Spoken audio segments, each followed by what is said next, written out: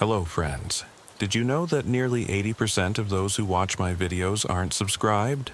If you enjoy the content, I'd truly appreciate it if you hit that subscribe button. It helps a lot. Also, don't forget to leave a like and share your thoughts in the comments. Your interaction not only supports the channel's growth, but also helps these stories reach more people. Thank you all for being here. By the way, where are you watching from? Let me know in the comments. I still remember that night well. So dark and cold that it is still vivid in my dreams even today. It was in the late winter days of 1945, when the war had already reached its bitter climax, and the shadows of the Nazi regime lay like a dark veil over the Rhineland. At that time, I, Private Karl Richter, was part of a unit that had settled in Bedburg, a small, almost forgotten village near Cologne. Our task was to secure the area as the front lines inched ever closer. The villagers, elderly women, exhausted men, and frightened children, looked at us as if we were the last hope in the midst of a raging nightmare. The hatred that could be seen in the eyes of the soldiers and at the same time in the trembling looks of the civilians was almost tangible. The night began like any other in that bleak time. We had entrenched ourselves in an old, abandoned farmhouse on the edge of the village. The building smelled of damp stone and old wood, and the creaking floorboards under our boots reminded us of every step we had taken as we set out into the darkness. I remember how Sergeant Major Friedrich Bard, a weather-beaten veteran with stern eyes and a deep, rough voice, ordered us, "Hold the position, comrades, hold the position, and be prepared for anything." His words echoed in the narrow corridors as we prepared for the upcoming patrol. In the middle of this eerie silence, an urgent call reached us over the crackling radio. "Station Bedburg, this is radio station 1. Come in, over."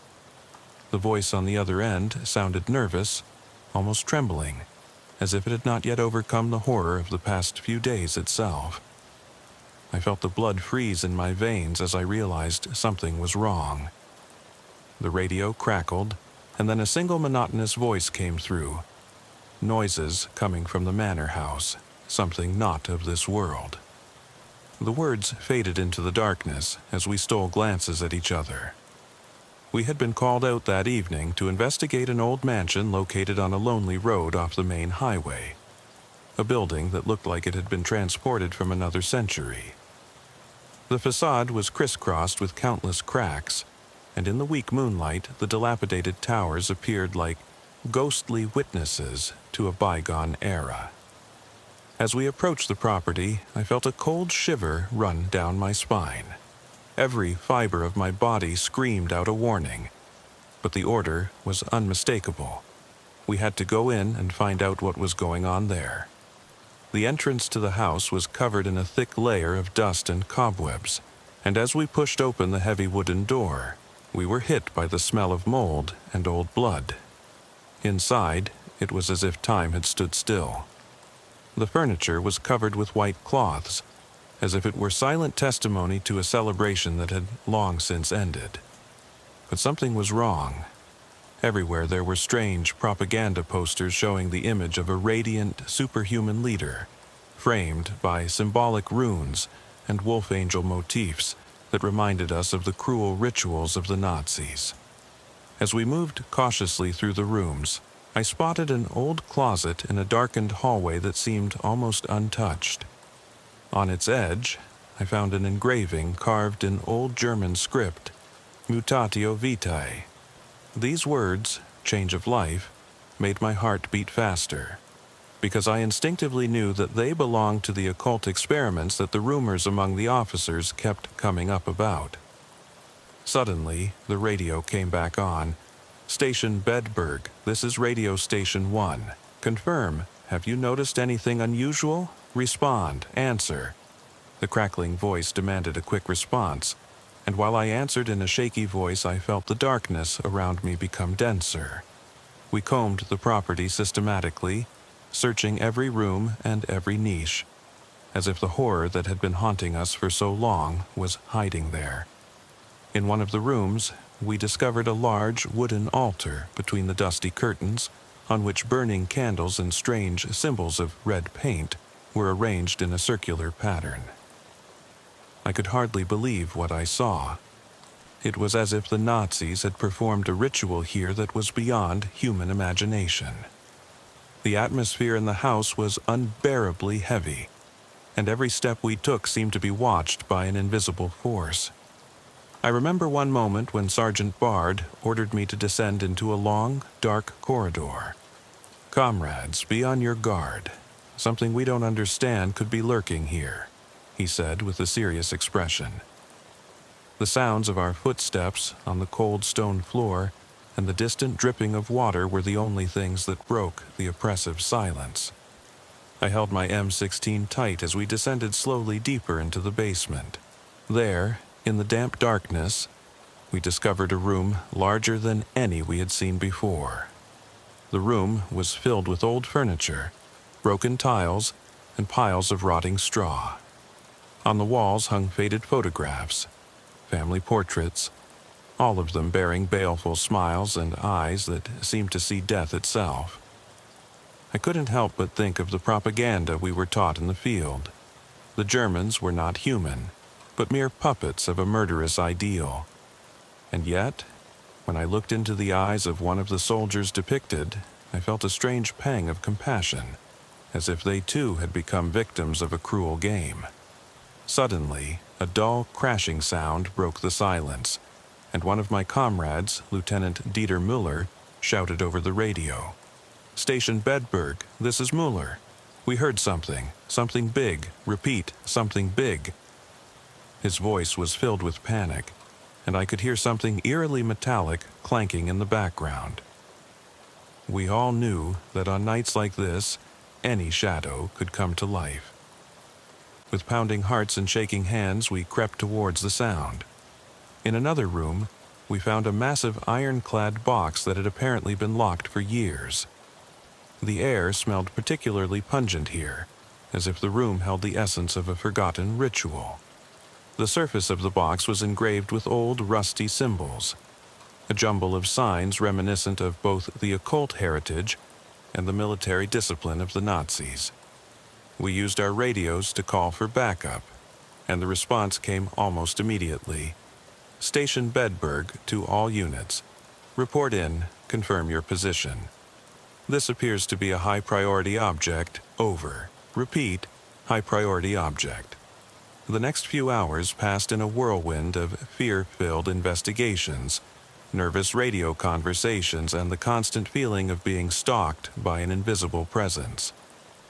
I remember thinking again and again about the altar on the upper floor, the eerie flickering of the candles, and the words mutatio vitae echoing in my mind. It seemed as if fate was manifesting itself in this abandoned mansion, a fate that bore witness to the dark experiments and fanatical ideology of the Nazis. In the early morning hours, as the fog rolled in over the Rhine and the first delicate rays of the morning sun penetrated through the windows, we were surprised by a new radio message. "Station Bedburg, this is radio station 2. Please confirm. Do you have any living remains or signs of occult activity on site? Reply urgently, over." I felt my heart contract as I replied. "This is Bedburg. We found evidence of more than just ancient rites. There are things that cannot be explained." The ensuing radio silence was deafening. It was as if someone, or something, was lurking in the darkness, swallowing our words. The next few hours dragged on as we meticulously noted every detail, photographed every unusual object, and kept records as if we were on the trail of a heinous crime. The real police reports, which we later sent to headquarters in Cologne, spoke of strange noises, unidentifiable shadows, and an omnipresent coldness that did not even disappear in the warmer rooms of the mansion. We had clear instructions from our superiors to record all protocols exactly. including radio conversations in which the voices of our comrades could hardly contain their fear. As the day finally drew to a close, and we slowly made our way back, our thoughts were heavy with what we had experienced. I couldn't forget the shadowy outlines of the rooms and the ghostly lights dancing in the dark corners of the mansion. I thought of the words that Lieutenant Mueller had repeated several times, and of the eerie silence that enveloped us all like a spell. On the way back to the provisional base, I heard the voice over the radio again. "Station Bedburg, this is Radio Station 1. Confirm, are all units safe?" Reply, immediately, "Over." But my voice failed me as I whispered, "We are. We are not alone." The memory of that first part of that night, of the eerie signs and the constant fear of the unknown, still haunts me today. The thought that we had encountered not only ancient, forbidden rituals in that mansion, but something that went beyond the bounds of the imaginable, something that might still be lurking in the shadows, haunted me. It was as if darkness itself had become a living being, nesting in the hidden corners of this world, waiting to strike again. The silence after this operation was almost unbearable, and as I sat alone at my radio that night, listening to the monotonous repetition of the messages, I wondered, what if this dark presence is more than just a relic of the Nazi era? What if it is still watching us, haunting us in the darkest hours of our lives? These questions haunted me as I left the base and stepped out into the gray morning. The sky over Bedburg gray and heavy with an invisible burden. When the darkness of night finally gave way, and morning dawned in cold, dull rays of light over the destroyed streets of the Rhineland, everyday life returned in a way that no one would have thought possible. But in the shadows of the occupied cities of Cologne and Dusseldorf, the horror lived on, hidden in the files of the Secret Service employees, recorded in the police logs, and preserved in the furtive memories of those who had witnessed the terrible events. I, Corporal Karl Richter, was transferred to a provisional headquarters after that operation in Bedburg, where we received actual police reports, radio messages, and orders that sounded so sober and matter-of-fact that they hardly matched the unreality of that night. I remember one report that was received by the Office for Internal Security in Cologne. On February 27, 1945, at 4:15 a.m., Unit Bedburg reported unusual occurrences in an old mansion. Eyewitnesses report unexplainable phenomena, occult symbols and sounds that do not come from this world. An investigation is strongly advised. These sober words contrasted sharply with what I had experienced, a nightmare that dissolved the boundaries between madness and reality. Our unit was then accompanied by a special forces team that specialized in investigating mysterious incidents. Under the command of Captain Wilhelm Neumann, a man with a sharp mind and steely gaze, we were instructed to collect all evidence and witness statements. The orders were clear and precise. Gather all data, document every radio message and every detail. There is no speculation, only facts. We were also helped by the modern U.S. Army radios whose signals transmitted information in clear, factual language. So I kept hearing the command, "Radio Bedburg to all units. Check the facility and secure evidence. Repeat, secure the facility. Over." The investigations dragged on for days. In a cold office at the police headquarters in Düsseldorf, I sat with other witnesses and scarred soldiers while a meticulous clerk noted every move and every word. The documents spoke of a mansion in which not only traces of Nazi rituals were found, but also eerie phenomena that silenced even the most hardened soldiers. I remember how Master Sergeant Bard reported in a hoarse voice, "We found a sign there, Mutatio Vitae, carved in blood. It seemed as if someone had tried to conjure up something unimaginably great." In the same breath, I recall another report. Radio Station 1 reports that during the investigation in the basement of the manor house, inexplicable noises suddenly occurred that resembled human groans, but in an unnatural mechanical rhythm. Several men reported a feeling of oppression, as if they were being watched by invisible eyes. The investigators, including German detectives such as Inspector Franz Keller, conducted meticulous interviews. Keller, an old hand at these times, had a keen sense for the unusual. "I know what you're thinking," he once said to me quietly when we were discussing the dark corners of the manor house, "but believe me, more was done here than just waging war. It was as if the devil himself had had a hand in it." The investigation also took us to abandoned archives and piles of files containing reports of secret Nazi experiments and occult rituals from the period. One particularly disturbing report was from the Security Service headquarters in Berlin, which mentioned a project called Nachtwolf, an attempt to create a weapon that could spread not only physical, but also metaphysical terror.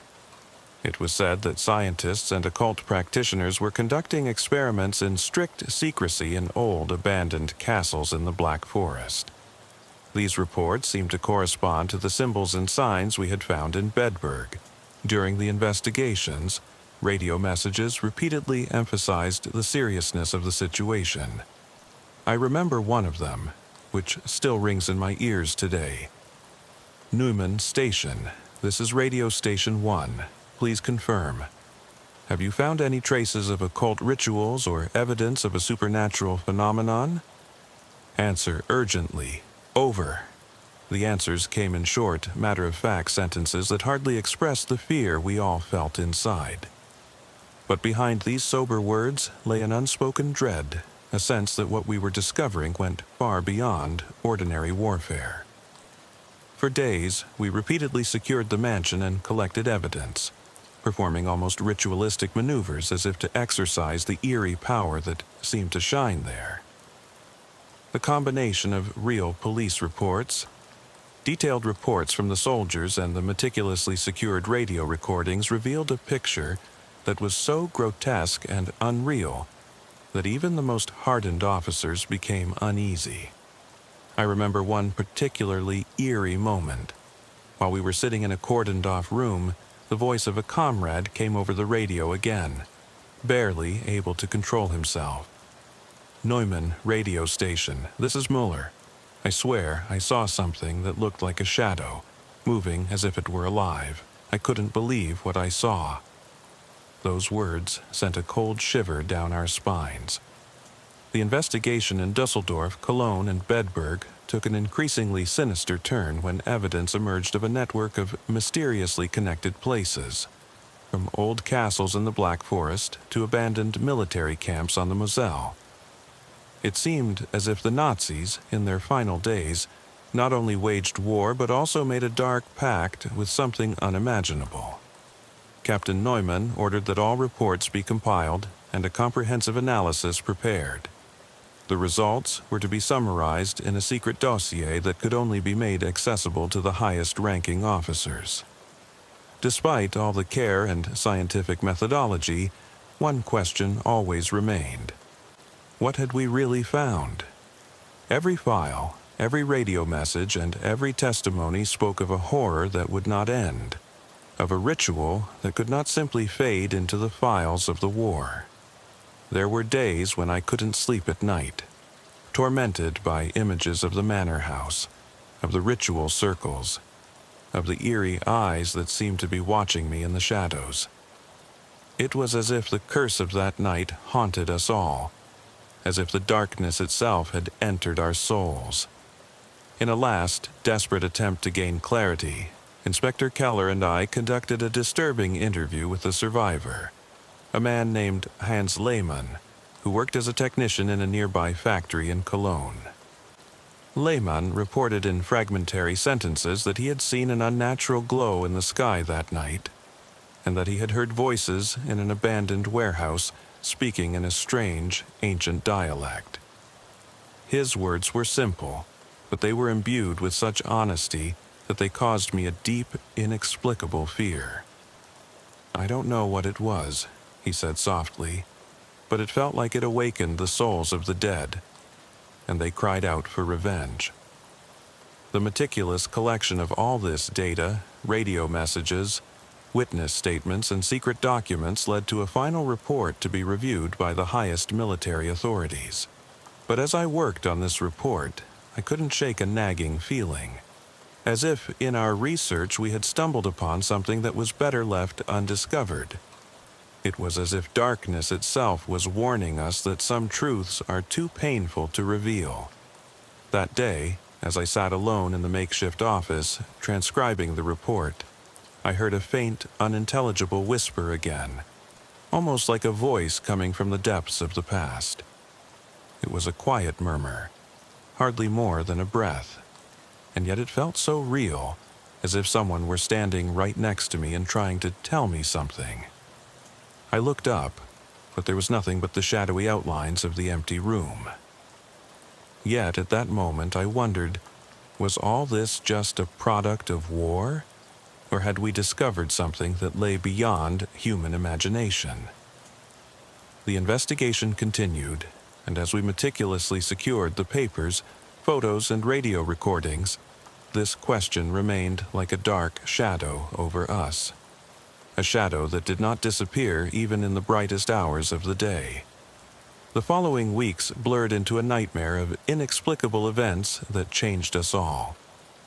Once the official investigation in Bedburg was complete, we, the survivors of that fateful night, were divided into different task forces to continue working on the secret documents and evidence. But the images of that night haunted me in my dreams. The abandoned mansion, the eerie symbols, and the constant feeling that something evil was still lurking in the shadows. I often found myself on a lonely night, standing on a small bridge over the Rhine, looking at the cold water and wondering if the darkness beneath the surface held all the horrors we had experienced back then. The police reports, later filed in the archives of the Criminal Investigation Department in Dusseldorf, stated, "There is a suspicion that occult phenomena and Nazi experiments are linked. Further investigation is imperative." But the deeper we dug, the more it seemed as if we were only scratching the surface of a far greater, sinister secret. I remember a particular radio call that came to me one rainy night in Cologne. Radio Neumann, this is Radio 3, confirmed that there are indications of similar rituals in several abandoned facilities in the Black Forest. "Urgent response, over." The voice was firm, but in its pauses one could hear the eerie hint of fear that permeated the otherwise precise radio communication. It seemed as if not only Bedburg, but also other places were affected by these ominous activities. Under the direction of Captain Neumann, several teams were sent to the Black Forest. I myself was part of one of these teams, which was stationed in an old castle near Freiburg. The castle, shrouded in dense fog, was a place that looked gloomy and foreboding even in daylight. In the castle's deep, damp corridors we found further signs, cryptic formulas written in faded ink that reminded us of the occult experiments we had documented in Bedburg. One radio message from that night that I will never forget went like this: "Radio Station Berg, this is Neumann. What we have found cannot be put into words. It is as if darkness itself lives within these walls. Repeat, we have found something that lies beyond imagination." In Freiburg itself, in an unassuming office of the Criminal Investigation Department, all these reports were brought together. Inspector Keller and I sat for days at a long wooden table, surrounded by old files, photos, and radio recordings. Keller, a man of grim determination, spoke softly. "Carl, what we see here is more than just the pain of war or the delusion of propaganda. It is as if the war has planted a dark seed in our souls that is now sprouting in these abandoned places." His words were like a silent reproach to us all, as if we had involuntarily become part of a much larger plan. we also discovered handwritten notes from former Nazi scientists who conducted secret experiments to change life itself. A dark alliance of technology and the occult. These reports were so detailed that they literally documented how to force the regeneration of tissue using blood rituals and occult symbols. In a particularly disturbing report written by a certain doctor, Heinrich Vogel, it was stated, "The mutation of life, mutatio vitae, is the key to a new order, an order that will herald the end of humanity." Words like that made my blood run cold, because they were not only an expression of a fanatical belief, but also a disturbing indication of experiments that were supposed to distort natural life. During these investigations, eerie radio conversations between the units occurred time and again. Once, I heard an order over the old radio that still robs me of my sleep today. "Freiburg radio station, this is Neumann. Secure all areas." We have reports of movement in the abandoned cellars of the castle. "Be on guard, it could be a reaction. Repeat, secure all areas, over." These orders were delivered with a cool precision, but each of us knew that more was lurking behind these words than just enemy soldiers. It was as if an invisible force was trying to break free. In the days that followed, investigators and military personnel gathered in an old, makeshift briefing room in a converted water tower in Cologne. The walls were covered with maps, photos, and radio recordings. It was a place where you could feel the cold breath of despair as you tried to piece together all the pieces of a picture that seemed to be becoming increasingly incomplete. Between the serious looks and subdued voices, the sentence, "This can't be true," kept coming up, an expression that made the unreality of the situation all too clear. I remember one particularly gloomy evening when it was raining heavily outside and the wind was whistling through the narrow streets of Cologne. Captain Neumann was on the radio with headquarters. "Cologne station, this is Neumann. We have indications that this is a nationwide phenomenon. We have found evidence of similar rituals in Bedburg, in the Black Forest, and here in the Cologne area. I demand that a special unit be put together to thoroughly investigate this threat. Repeat, the danger is not local. It is national, perhaps even international." These words echoed in me as if they carried a dark prophecy. The more we researched, the more it turned out that the occult activities of the Nazis were not only taking place in isolated abandoned buildings, but also in the remains of industrial plants and former factories on the Moselle. In an abandoned textile factory in Trier, we found strange arrangements of metal parts and devices that did not fit with the usual production processes. The reports of these operations were characterized by such coolness that they seemed almost clinical. Yet, in every word, one sensed the suppressed fear of something that could not be explained. When the investigation finally seemed over, I still felt a sense of unease. It was as if all the evidence and reports formed a single, dark mosaic, the completed picture of which remains hidden from me to this day. In my mind, the words of the reports, the silent radio messages, and the countless glances we exchanged that night echoed. Glances that said, "There is something here that we will never fully understand." It was one of those nights when the cold wind whistles through the streets of Detroit, and the shadows on the walls of the old brick buildings look like living witnesses of times gone by. I remember how I, David, first learned of the family secret years ago as a young man, and how it has never left me since. My grandfather, once a man of dark heritage, had served in the Waffen-SS during the turmoil of World War II. His scars, not only visible externally, 2 lost fingers adorned with a silver wound badge, spoke of a time long past but never forgotten. After emigrating to the United States in the 1950s, he had worked for General Motors in Pontiac, Michigan, a testament to a life that moved between 2 worlds: the brutal reality of war and the supposed new beginning in America. His late transformation into a true American, proudly securing a well-kept house in the suburbs, an extensive hunting ground in the north, and an old '66 Corvette, was as fascinating as it was contradictory. After his death last week from an acute lung disease, I, as the oldest grandson, found something that changed his legacy forever. The key to a mysterious locker that no one in the family had ever spoken of. On that gloomy day, when the funeral took place on a rainy November night, I met an old man with a limping gait, whose piercing gaze and difficult-to-understand German accent immediately made me feel that something was wrong. "So, you're David's grandson, aren't you?" he said, and his name was Jonas. At first, he seemed friendly, almost concerned, but when he offered me a thick yellowed envelope demanding $5,000 in exchange for the key, his gaze changed to something cold and ruthless. His words, transmitted over the radio in a monotone, almost mechanical tone.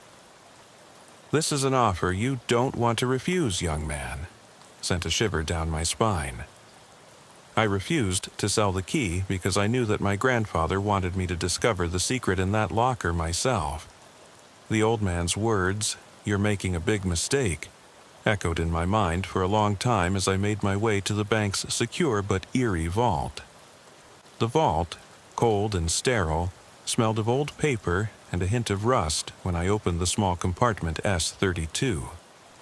A slight hiss escaped the sealed container, and inside I found a pristine copy of Mein Kampf, almost the size of a modern paperback. Among the yellowed pages, I spotted a faded photograph of a man in black uniform, reminiscent of a time when ideologies determined the fate of entire nations. Behind the photograph was a handwritten note in what I initially thought was German, but was actually Finnish, and the words Louis, SS Panzerjäger Battalion, 6 Nord, in winter 1942, made me freeze. What could this mean? In the book's marginal notes, I found more cryptic references, notes that told of battles, of relentless cold shocks, and of mysterious events that had taken place in the misty forests of Scandinavia and in the frosty border regions of Russia. As I was still pondering this find, another key fell into my hands. This one marked S33, which the attentive security guard handed over to me after noticing that it had fallen out of the book. Curious, I returned to the locker shelf and opened S33. Another blast of cold air escaped, and inside that small compartment I found a leather-bound journal and a thin cardboard box containing a small booklet. The clock ticked away steadily in the silent darkness of the vault as I began to study the pages of the diary. The handwriting was old and hesitant, and the accounts it contained were more than mere military records. They seemed to reveal the dark inner workings of a man torn between loyalty, fear, and guilt. In the first entries, I read about the time when my grandfather, then a young recruit, joined the Waffen-SS because he was too small to be accepted into the regular army. He reported how his unit almost killed a British soldier during the invasion of Norway, just because the freezing wind made him tremble. This was followed by detailed reports about campaigns in Finland, the tense atmosphere on the frozen riverbanks, and the inexplicable events in dense forests near Zapolyarny. The words poured out almost unstoppably onto the pages. Reports of night patrols that froze the breath in the bitter cold, of radio conversations that reported on the Wehrmacht's realistic procedures. Alpha 3, report your position over the radio, and reports in which the soldiers described eerie noises and a constant, inexplicable knocking, as if someone or something were scratching at the armored screens. I still remember a transmission that I later followed from the local police station in Pontiac. An officer reported to headquarters via radio. "We have a case with possible overlaps to old military secrets. There are indications of hidden records and testimonies that remained hidden for decades. I repeat, this is a legacy from dark times. These official protocols, as sober and technical as they sounded, underscored the fact that my personal destiny was inextricably linked to that fateful era. The days passed in a kind of surreal fog as I tried to translate the diary and reconstruct the fragmentary entries. The first pages were marked by the cold of the Arctic winter, and a life dominated by constant fear and mistrust. I read about a girl who lay in the shadow of the Finns, whose eyes sparkled in the darkness like stars, and about a boy, barely 13 years old, who lost his sight on a night of horror when he discovered the bloody remains of a tent camp.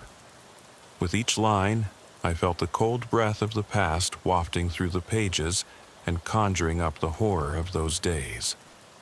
The reports became more intense, and the more I read, the more I felt myself being drawn into that dark world, as if fate itself was giving me a personal command to solve the mystery my grandfather had left behind. As I sat in my small, gloomy study in a Detroit suburb and continued to study the diary, I suddenly heard a faint noise, almost like distant radio calls. On my old radio, a relic from the days when I had worked in the local police station next to the archive rooms, messages flashed up. Control, this is Unit Delta. We confirm unusual activity in the area of the old industrial plants in Pontiac.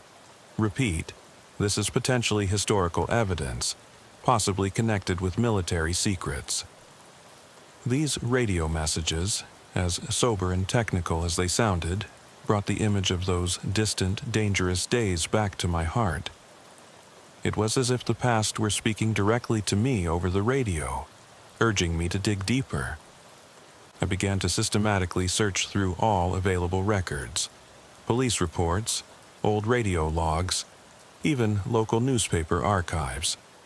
There were reports of strange incidents in the Pontiac area in the 1980s, an abandoned storage room where old SS documents were found, a mysterious message that had been transmitted over the city's old radio network, and rumors of a man who lived in the shadows and was said to still be in contact with veterans of those dark days. Every detail added another horrifying piece to the puzzle. I also received a tip from a retired investigator with the local police department who called me and said, "David, I know this is going to sound crazy, but I found something in the old case files that might be related to your family. There was a mention of a secret meeting place in an abandoned industrial complex near the old GM plants. You might want to check it out." His voice was calm, almost indifferent, but the undertone was clear. Something lurked here that went far beyond mere historical relics. As I continued my own research, the story took on an almost cinematic turn. In the dusty archives of an old military depot in Stuttgart, which I managed to access through a series of coincidental connections, I found more records. These documents were fragile and difficult to read, but they spoke of secret operations and of a man named Helmut Kruger, who apparently was in close contact with my grandfather. In a hastily transmitted radio message, it said, "Kruger to Delta. Objective, secure the legacy. Repeat, the legacy is the key to the truth." The connection between these words and the reports in my diary haunted me. It was as if the shadows of the past revealed a piece of the truth in every radio transmission, in every yellowed document. A truth so dark that it wore down the mind. Piece by piece, the puzzle began to fall into place. An abandoned warehouse in Pontiac, where secret meetings were once held. Mysterious radio transmissions, real police reports, and the diary I held in my hands. I traveled to the region several times, meeting former soldiers, archivists, and even survivors whose memories of the war were filled with fear and terror. An old veteran I met in a small cafe in Detroit told me, "I heard the call back then that they still walk in the dark forests of northern Michigan, as ghosts of a time that never passes. Some say they are cursed, others that they are guardians of a secret that is too dangerous to reveal to the world." these words echoed in me as I lay in my room at night, reading the diary again. Every page seemed imbued with a touch of the supernatural, as if the pain and fear of those days lived on through the words. The cold reports of brutal fighting, the hazy descriptions of an unidentifiable creature attacking the soldiers with its razor-sharp claws, and the eerie radio messages, all this merged into a single, inescapable nightmare. I spent weeks gathering all the clues. In a remote storage room at the local archive in Detroit, I came across a folder of photos, old police reports, and even a handwritten transcript of a radio call that looked so authentic it could have been a modern police report. It said, "An unknown object, marked X13, was last seen near the old GM facilities in Pontiac.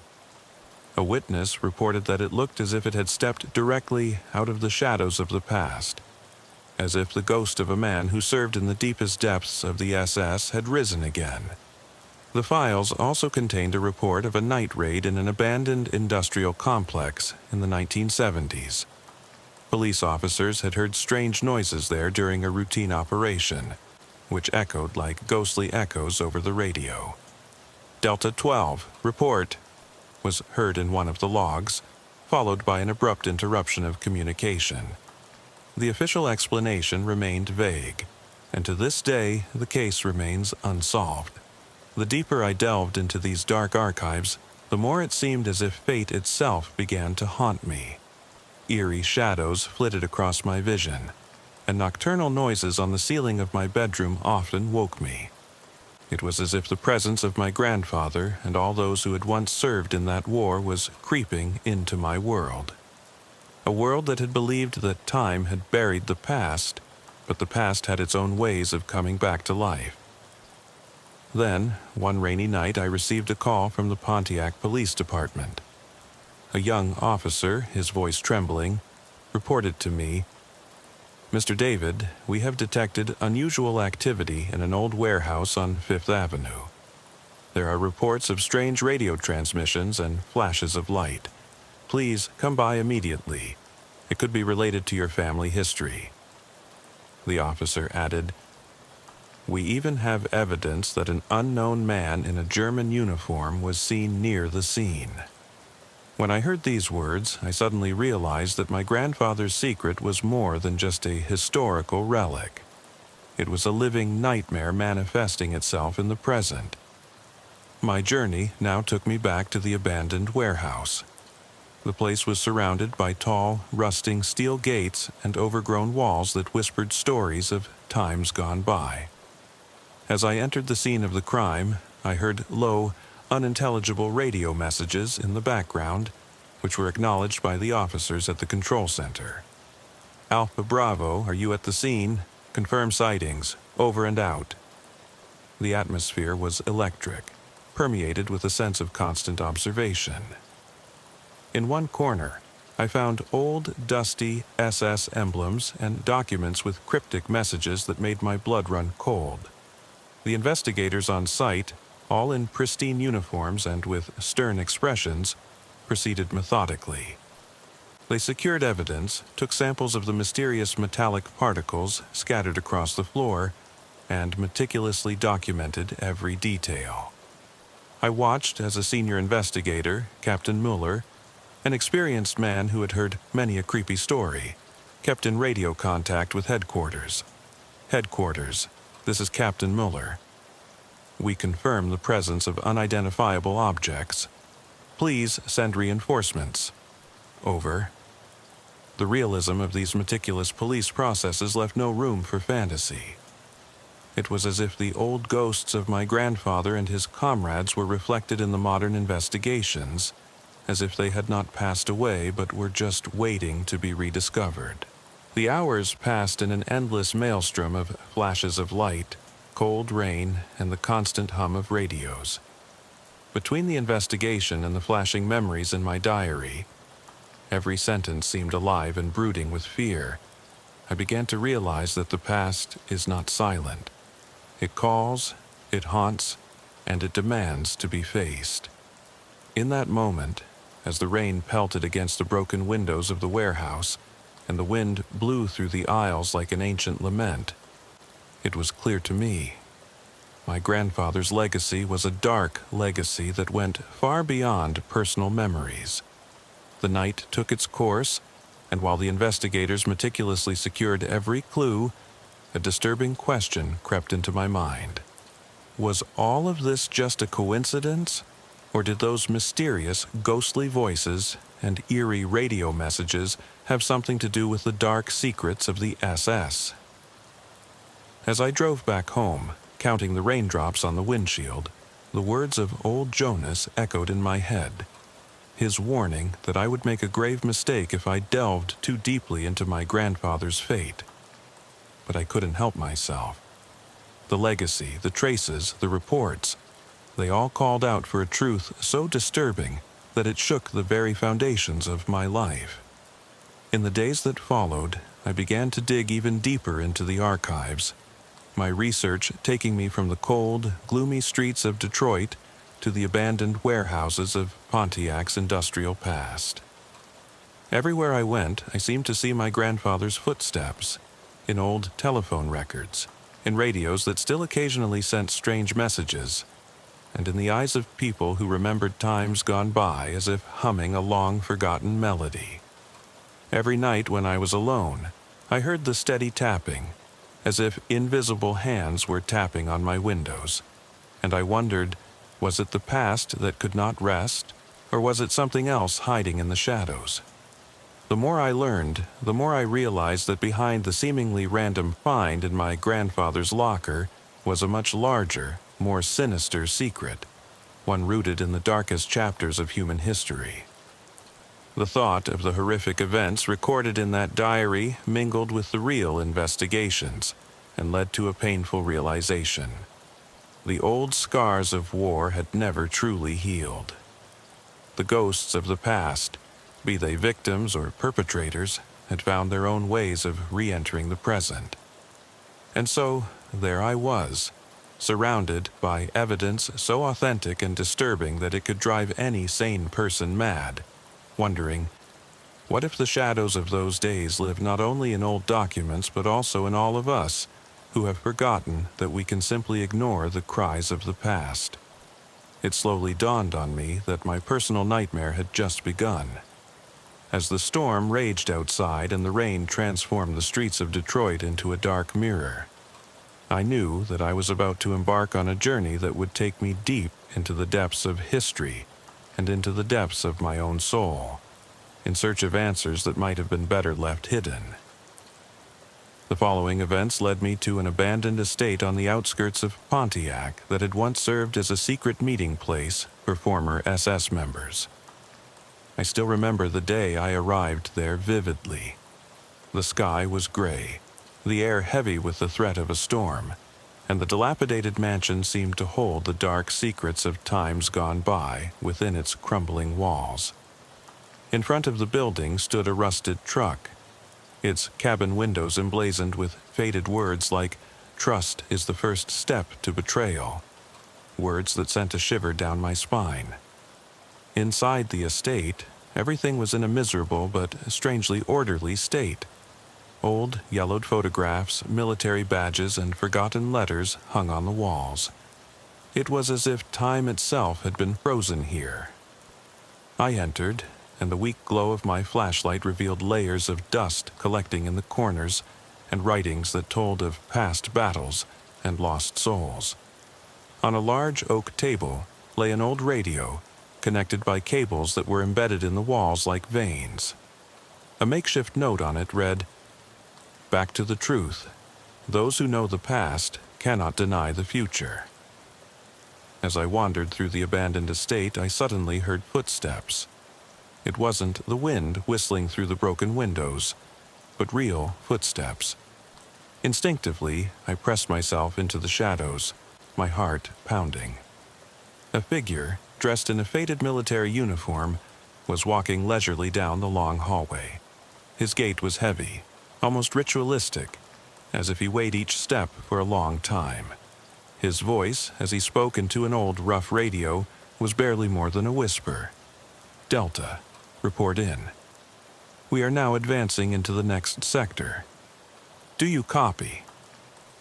The voice was cold and distant, sending cold shivers down my spine. I followed the figure in the distance, hidden in the darkness, and listened to the radio messages echoing in the damp, stuffy air. Meanwhile, the local police had stepped up their investigation. Captain Muller, the lead investigator, had since secured the abandoned property as a major crime scene. Over the radio, I heard him speak in sober military instructions again. "Alpha Bravo, secure all entrances. We suspect that documents and evidence from the early years of the war are stored here. All units, check the rooms over the radio." The stark, matter-of-fact language of the police contrasted sharply with the eerie silence of the place, which seemed filled with my grandfather's own ghostly memories. As the hours passed, I discovered an old safe in a hidden room under the estate. With trembling hands, I inserted the key that I had once received from Jonas. The vault creaked open, revealing a collection of documents, photographs, and personal items dating back to the Second World War. Among the documents were detailed operational plans, reports of military operations in Finland, and even secret messages received via an old radio. One particularly disturbing report described an operation in the snowy forests of northern Michigan, in which a small squad, consisting of veterans, Finnish volunteers, and a mysterious boy, encountered an enemy that seemed to be from another world. The reports mentioned an X-13, a code that kept cropping up and which, in view of the evidence I was seeing, now opened up a chilling interpretation for me. The atmosphere in this secret room was electric. Every breath seemed to conjure up the past. I could almost hear the desperate cries of the soldiers, the metallic clang of weapons, and the incessant rhythmic pounding that had been described as ominous in the reports. In one of the documents, there was a message printed on an old, brittle, photographic paper. "We were betrayed. The shadows know no peace." If you are reading this, you have been chosen to continue the legacy. These words sent a shiver down my spine and led me to the realization that my grandfather had felt more than just the pain of war in his last moments. He had left a dark premonition that would now also determine my life. Suddenly, the silence was broken by a shrill alarm. Police officers flooded into the room, their faces tense as they secured the area. Captain Miller's voice came over the radio again. "All units, red alert. We have movement on the upper floors. Be vigilant, it could be hostile intruders." The tension was palpable, and in that moment I understood that my heritage was not just a relic of past atrocities, but also a living, breathing nightmare reflected in the shadows of modern investigation. With a pounding heart and a mixture of fear and determination, I left the estate, while outside the rain pelted incessantly on the pavement. I knew this was just the beginning. The clues, the evidence, and the eerie radio messages had shown me that the veil that lay over the past was slowly lifting. But what exactly was underneath it? Who were the shadows that still lurked in the abandoned corners of Pontiac and Detroit? And above all, what role did I play in this dark game between memory and forgetting? As I got into my car and turned the key in the ignition, a final message flashed on the dashboard, flickering in clear, cold letters. X-13. The legacy is watching. In that moment, as the engine started and I drove off into the rain-drenched darkness, I knew I had to find answers, whatever the cost. Yet deep inside, a foreboding question stirred. Was I truly ready to discover the truth, or would I be lost in the shadows of the past myself?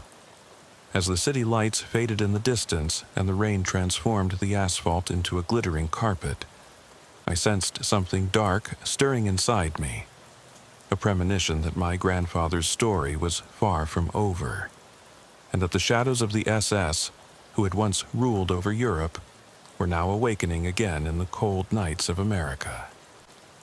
I continued driving, the wind whispering incomprehensible warnings to me, and somewhere in the distance I heard the knocking sound again, as if someone or something was waiting for me to take my next step.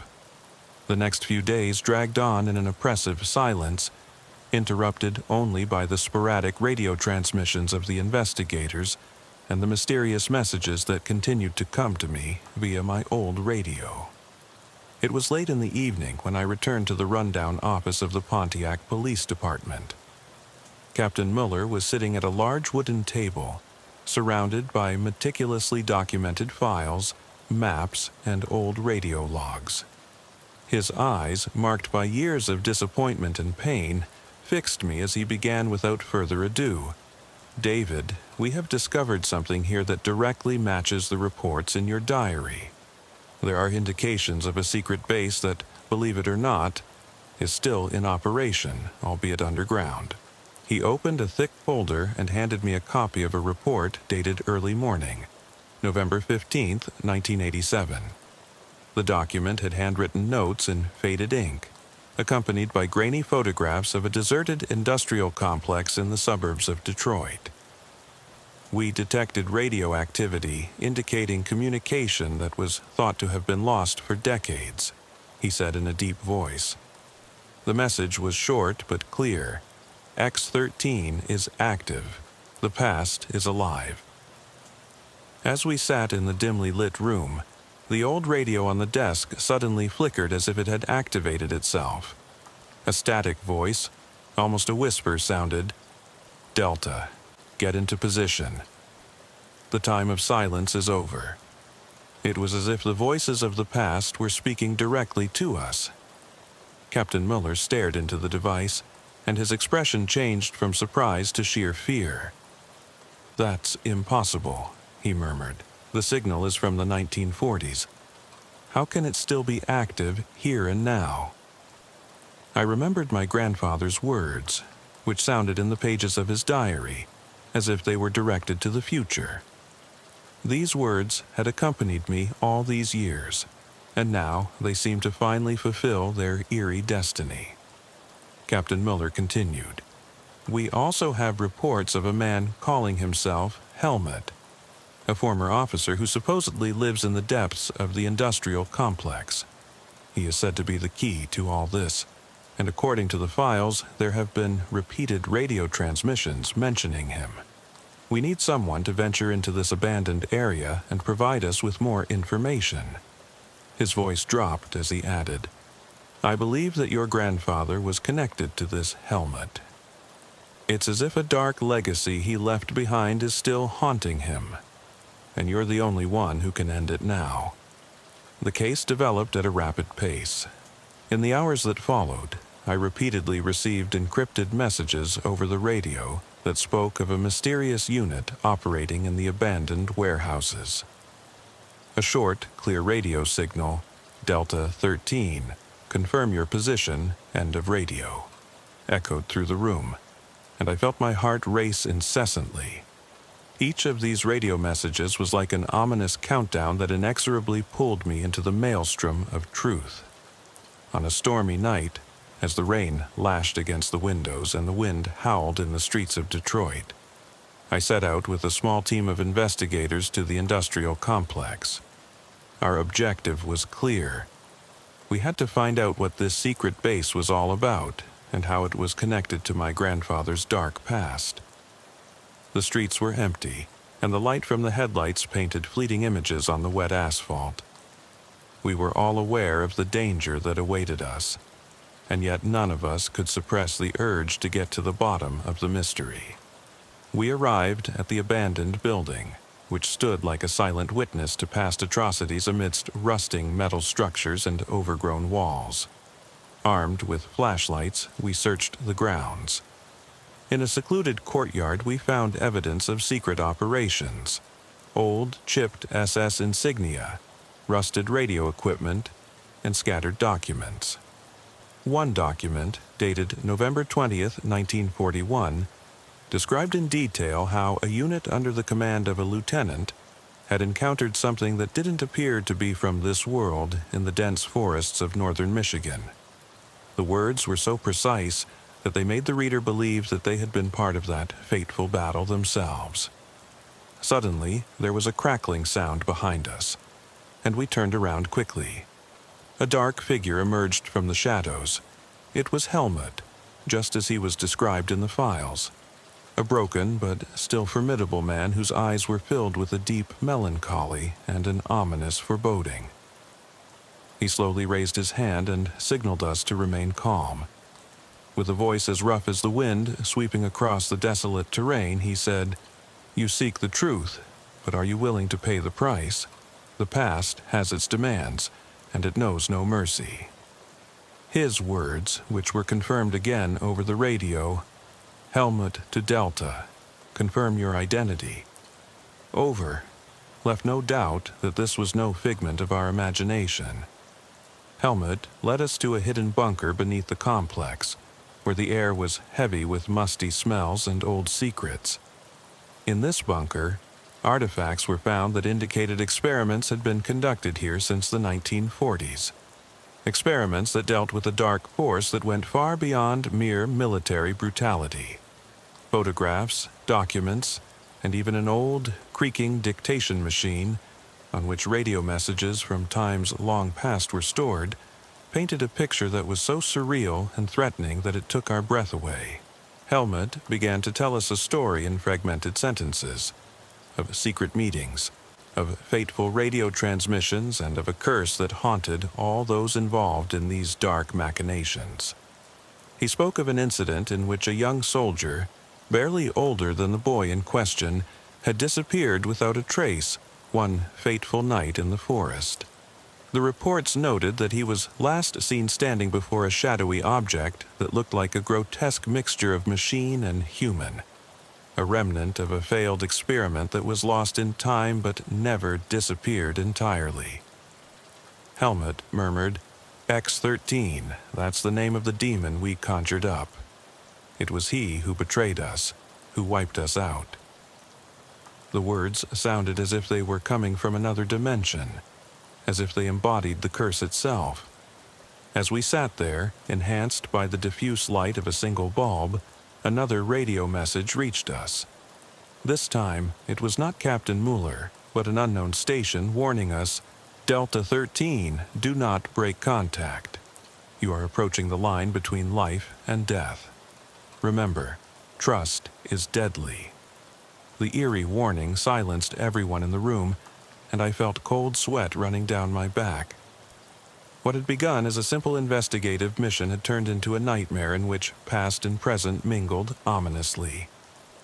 Helmut finally showed us an old, dusty room with a giant mural on the wall, a symbol that looked like 3 intersecting lines, similar to a snowflake pattern that was woven into my family's history.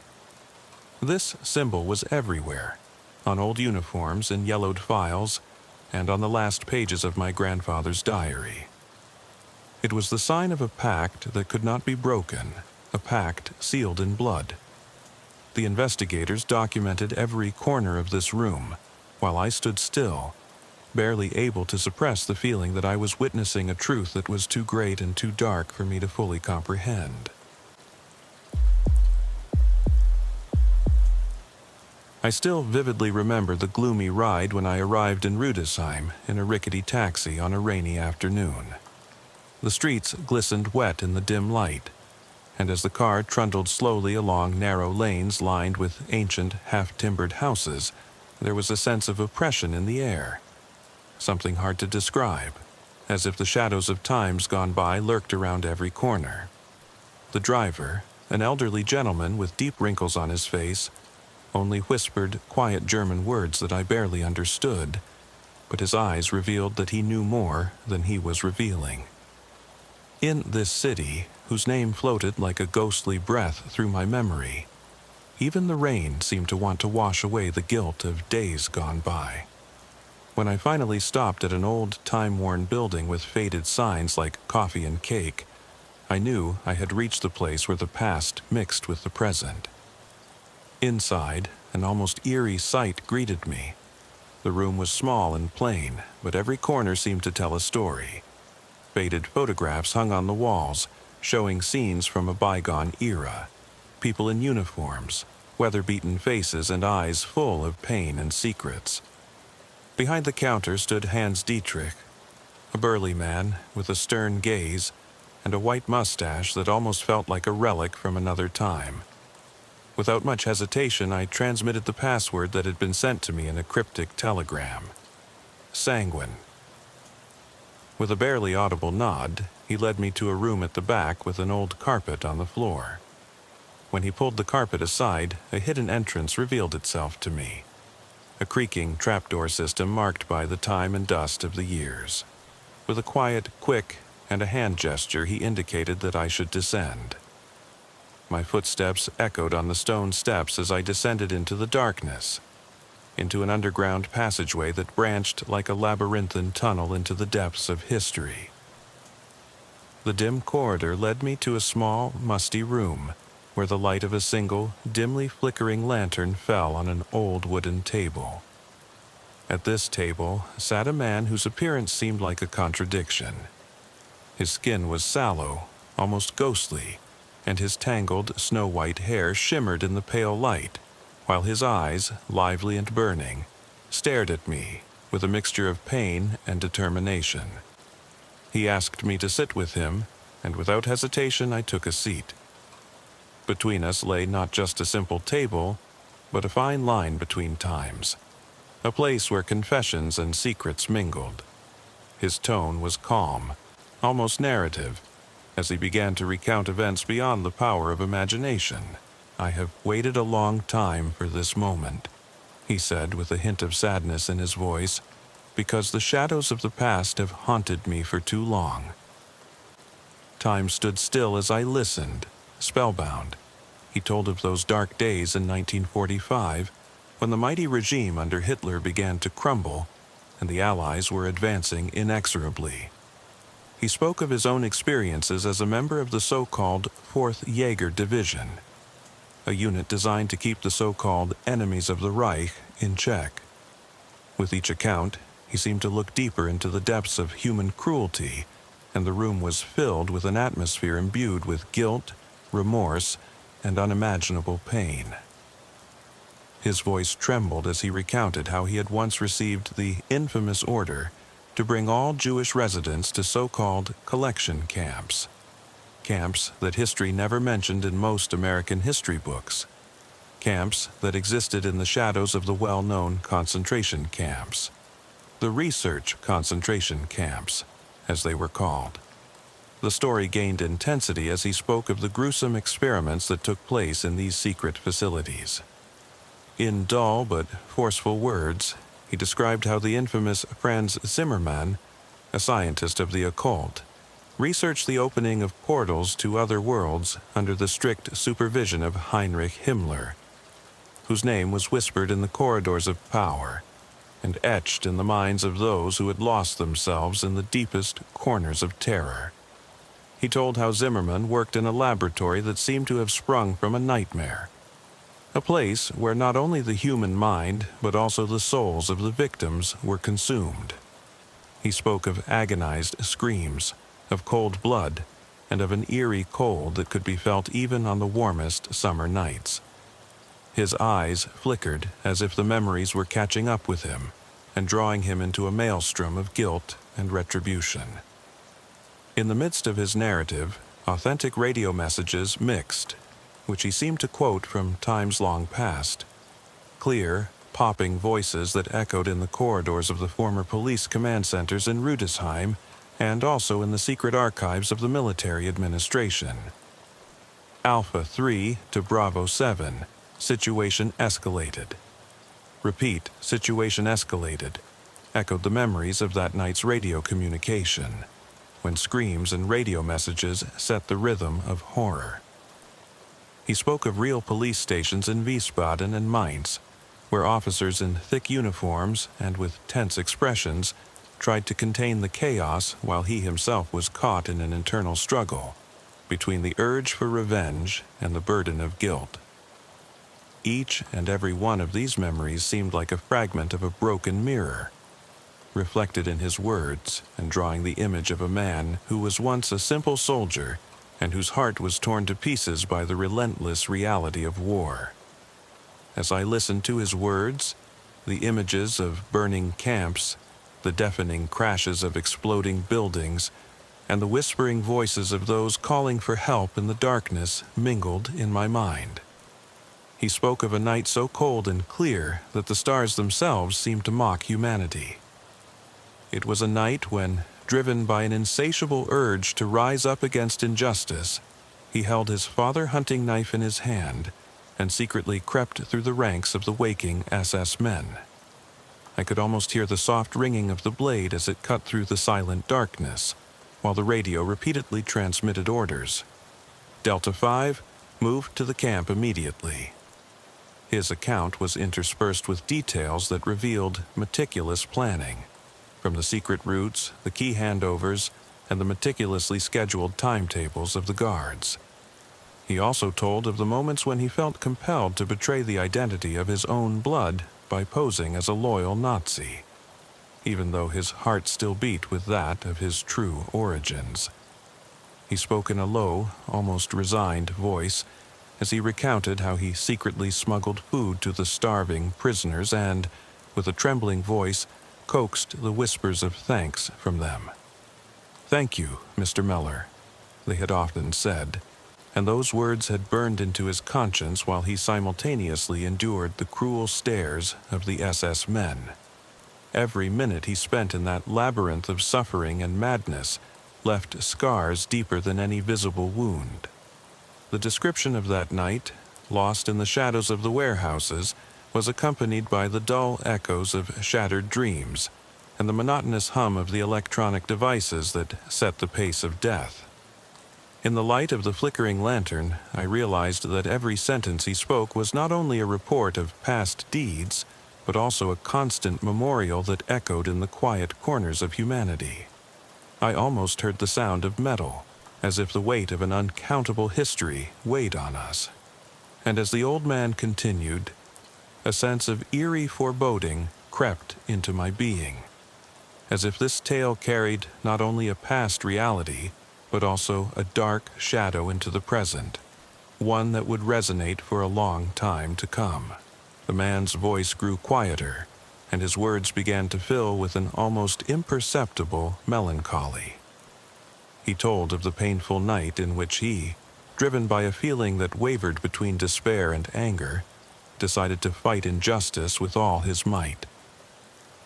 "It was August 4th, he whispered, his eyes beginning to blink with inner torment, "when I decided enough was enough." He recalled how he had secretly snuck out of the guardhouse as darkness fell over the camp and the radio messages in the distance sounded like distant thunderclaps. "Alpha 3 to Bravo 7. We have detected an anomaly," his memories resounded, as he moved through narrow corridors, echoing with the silent screams of the prisoners. It was as if time itself had stopped, and every step he took resulted in the echo of relentless retaliation. In those moments when the blood in his veins seemed to boil, he devised a plan so bold and desperate that he could hardly believe it himself. Using his father's knife, an heirloom that reminded him of better times, he began to make his way through the ranks of sleeping guards. His steps were light, almost ghostly, and when he finally reached the Central Command Center, he heard the muffled words of a radio operator. "Bravo 7. We have movement in the camp. Confirm the sighting." These words, which sounded like a threatening echo in his ears, prompted him to make his decision. He knew that this was the moment when he would either become a legend or be condemned forever. The plan was meticulously worked out. He had painstakingly studied the patrol routes, mapped every key, every door, and every hidden passage. In the flickering light of the emergency lighting, I could almost feel the tension in his voice as he described how he hid in the shadows of a warehouse and then suddenly emerged to overpower the sleeping guards with quick, precise movements. There were radio messages accompanying his operation. "Delta 5, I have a target." Repeat, "Target secured." He described how he crept past the prisoners, saw their horrified looks in his reflection, and memorized every single promise that he would never allow more innocents to suffer. Every step he took was marked by an inner struggle, between the anger he felt and the realization that his actions could never undo the horrors he had witnessed. His voice trembled as he spoke of the final confrontation, how, in a moment of sheer frenzy, he had seized the SS's weapons and lost himself in a whirlwind of blood and screams.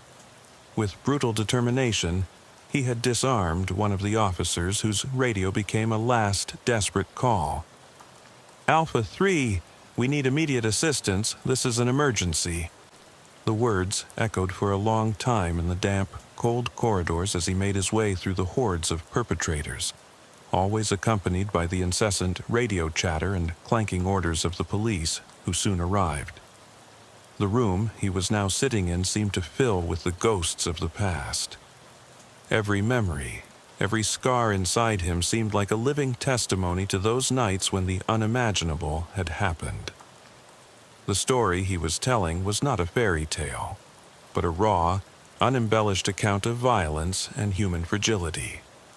As he described the details of the final act of rebellion, the destruction of key points in the camp, the setting of explosives, all in a chaotic crescendo of light, noise, and death, I had the feeling that I was witnessing an indelible shadow that could never quite fade away. The account ended abruptly when he described one final disturbing image. He had watched the blazing inferno from a distance after successfully triggering the explosions, while radio messages such as Bravo 7 confirmed the loss of the camp hung in the air. The images of the flickering flames, the faces of the survivors, some grateful, others marked by unspeakable grief, merged into a single, indelible moment. I felt my heart grow heavy as he added in a trembling voice, "I have saved many lives, but I will never be able to shake the shadow my actions have cast." His words, carried by a melancholy and pain deeper than anything I could imagine, echoed in me as I stared into the darkness of the underground chamber, wondering if all the horror would ever truly end. The memories of this man, of his agony and his desperate struggle, remained with me like a curse. As I slowly left the room, accompanied by the low drone of radio chatter and the steady drip of water beating off the old damp walls, I realized that the story he had told me was just a fraction of a much larger, unceasing nightmare. The shadows of the past had remained alive, and in every dark corner of Rudesheim, in every abandoned building, the ghost of that cursed night still seemed to cry out for justice. I got back into a waiting car and drove, while the rain continued to drum relentlessly against the windows. In the rearview mirror, I saw the contours of the old city, bathed in a faint, blood-red light, as if the wounds of the past were reflected in the evening twilight. The old man's words, his confession, and his everlasting guilt haunted me. It was as if he had left me with an open ending, an unexplained mystery that forced me to question the truth behind the facades of this city. One last ominous question hung in the air. Was what I had heard really the end of a cruel chapter? Or did the nightmare live on in the dark corners of our souls? In the days that followed, as I tried to process the impressions of that night, a new, ominous veil began to settle over reality. I received calls from anonymous numbers whose scratchy voices in the background repeated unclear radio messages. Bravo 7, check the last report. There are further indications. Police operating in Rudesheim and surrounding cities such as Mainz and Wiesbaden reported unusual occurrences in dilapidated buildings, where the remains of those cruel nights were allegedly found. At official sites, files were combed through, and colleagues of mine, all documented in real, meticulously kept police reports, reported on clues suggesting that the events of the camp had never been fully closed. In a desolate warehouse on the outskirts of Rudesheim, which felt like a memorial to the past, investigators found traces of nocturnal radio messages and silent footsteps. An old radio, rusted and marked by time, had been discovered during a search warrant. The officer at the radio murmured into it. "Alpha 3 to all units, we have a signal. Repeat, we have a signal." This message, as mundane as it might sound, gave me the impression that the ghosts of the past were still lurking in the shadows, ready to strike again. The official report spoke of a series of strange, almost supernatural phenomena that investigators had observed in the abandoned rooms. Cold drafts, whispering voices that could not be identified, and the eerie feeling of being watched. As I sat in my small hotel room in Rudesheim and thought about these reports, I could not forget the old man's words. He had left me with a loose end, a question that echoed like a dark echo in my mind. Were the cries of the prisoners and the ghostly radio messages really over, or was this just the beginning of an unending nightmare that continued in the depths of the German night? The memory of the eerie radio messages and the clear voices documented by the police files, Bravo 7 report, suspicious activity in Sankt Goar, would not let go of me. Reality seemed to evaporate, as if the lines between what really happened and the ghosts of times past were blurring. I began to study old police reports and archived documents stored in dusty folders at the headquarters in Wiesbaden. There, I found evidence of a strange connection between the events at the research camp and current reports of unexplained phenomena. Some documents contained reports of disturbing radio transmissions and mysterious events that were never officially explained. These files seemed to be the traces of a ghost still roaming the abandoned corridors of the old warehouses. A ghost haunting not only the past, but also the present. The days passed in a strict rhythm of investigations and sleepless nights. The police intensified their search, using real radio messages and meticulously logged reports as a guide. During a nighttime operation in a remote industrial area of Mainz, I heard several units communicating with each other via radio. Delta 5 to Unit 12, please confirm. There is unusual activity at the old factory near the train station. These real, documented procedures, which I myself had witnessed, combined with the old man's stories, blurring the lines between fact and fiction. The dark veil of the past had once again covered the present, and in the silent hours of the night, when the radio messages echoed through the dark alleys, one could almost get the impression that someone, or something, was still lurking in the shadows. The investigation teams, consisting of experienced detectives, forensic experts, and old war veterans, followed the clues with the utmost care. Their conversations were sober, their words short and to the point, but behind those words lay an unspoken fear that could be seen in every glance. In an improvised operations center in an old military bunker, radio messages were monitored and recorded while an older investigator, whose voice trembled with years of experience, said over a radio, "Alpha 3 to all units. We need to investigate this connection immediately. Something is wrong here." These instructions, as direct and sober as they sounded, were the echo of a long-gone era that had become a curse in the corridors of power. And so, as I witnessed all this and was confronted with the reality of the cruel past and the signs of an ominous present, I was left with only one question. Were the cries of the lost and the radio messages of the past just fleeting memories, or the prelude to a nightmare that would repeat itself again and again in the darkest corners of our being? As I walked the empty streets of Rudesheim that foggy morning, accompanied only by the ghostly echoes of old radio signals, I sensed an ominous presence creeping into my innermost being. A presence that whispered to me that the end of that cruel night was not the end of the story, but only an unfinished, frightening prelude to something still lurked in the shadows. As I stepped out into the faint pre-dawn light, the old man's final words still echoed in my mind. I have saved so many lives, but the shadow of my guilt will haunt me forever. At that moment, I wondered if it was possible that this guilt and the pain associated with it could never completely disappear, whether it would manifest itself as an endless nightmare that lasted for generations. And in the murky reflections of the puddles, which captured the pale light of the early day, I saw in the eyes of the city itself the question that no one could answer. Was it all really over, or did the spirit of cruelty still live in people's hearts, ready to resurface at any moment?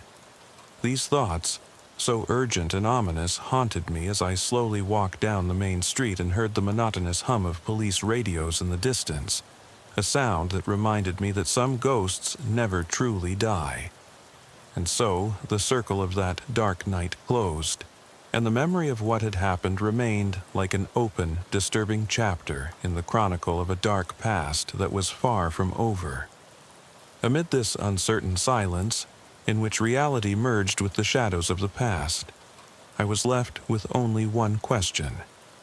Was it possible that the nightmare I had witnessed could really come to an end? Or was it destined to rise again and again in the darkest nights and drag us all into the abyss? The answer remained hidden in the crevices of old walls and in the cold radio messages that echoed softly through the dilapidated alleys, while day slowly broke and the ominous whispers of the past faded into the darkness of the future. History, as revealed in these memories and reports, continued. An endless stream of pain, guilt, and indelible scars, entrenched in the winding streets of Rudesheim, and in the hearts of those who had witnessed these unimaginable horrors. The police radio messages, the sober protocols, the crackling sound of radio equipment, and the unmistakable silence in abandoned buildings merged into a single, urgent appeal. The truth about that night was not in the files or in the reports, but in the inexplicable shadows that still lurked in the darkest corners, ready to return at any moment and continue their cruel story. As the investigation progressed in the archives and the evidence found in dusty folders and on crumbling walls revealed a frightening mosaic, an eerie connection between the past and the present began to emerge. An old radio message recorded during a routine operation was mentioned repeatedly in the logs. Alpha 3, end of transmission. Stay alert. These words, as simple and sober as they sounded, had been burned into the police chronicles like a dark curse. They served as a reminder that the evil that had reached its peak during those nights could never be completely silenced. In an abandoned warehouse on the outskirts of Mainz, where the last remains of the victims were once secretly laid to rest, a team of experienced investigators conducted meticulous examinations. Under the dim lights of an improvised operations center, every move and every sound was meticulously documented. An old, rusted radio set, with a microphone so sensitive that it could pick up even the faintest whisper, repeated the same ominous orders over and over. Bravo 7, secure the area. Possible activity confirmed. The investigators, whose eyes spoke of years of experience and unspoken fear, knew that they were dealing not only with human perpetrators, but also with the ghosts of a terrible past. The days passed in a ceaseless rhythm of searches, meticulous documentation, and the hushed voices of the radio devices that echoed in the abandoned rooms. I myself could almost feel the eerie presence as I sat in an old cafe in Wiesbaden one evening, listening to the low voices of the officials. A young police officer, his voice trembling with nervousness, whispered into his radio, "Delta 5 to Unit 12. We've found something. Please confirm." The words were accompanied by a dull crackling sound, as if the walls themselves were whispering the story. In that moment, I realized that the evil that had once been hidden in the depths of a secret concentration camp could not be easily hidden in the shadows.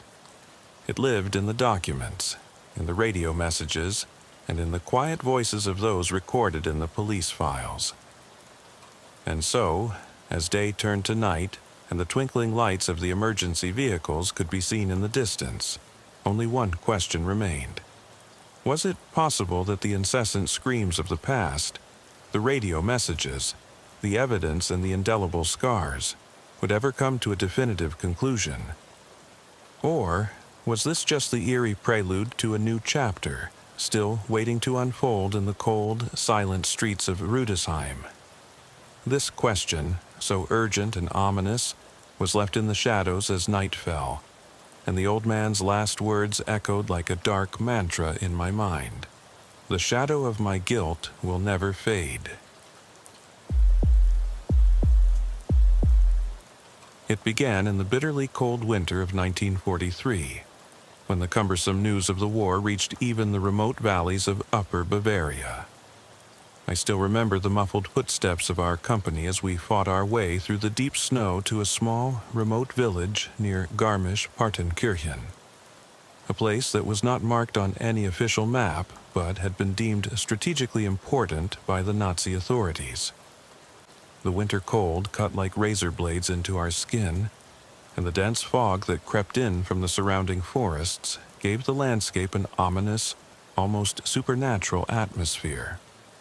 During these days, when the front lines were little more than fleeting shadows, our squad was stationed under the command of Captain Friedrich Weber.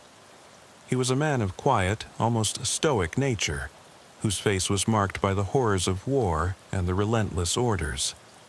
But what no one could have known was that the real horror was not taking place on the known battlefields, but lurked in the quiet lanes and secluded corners of this village.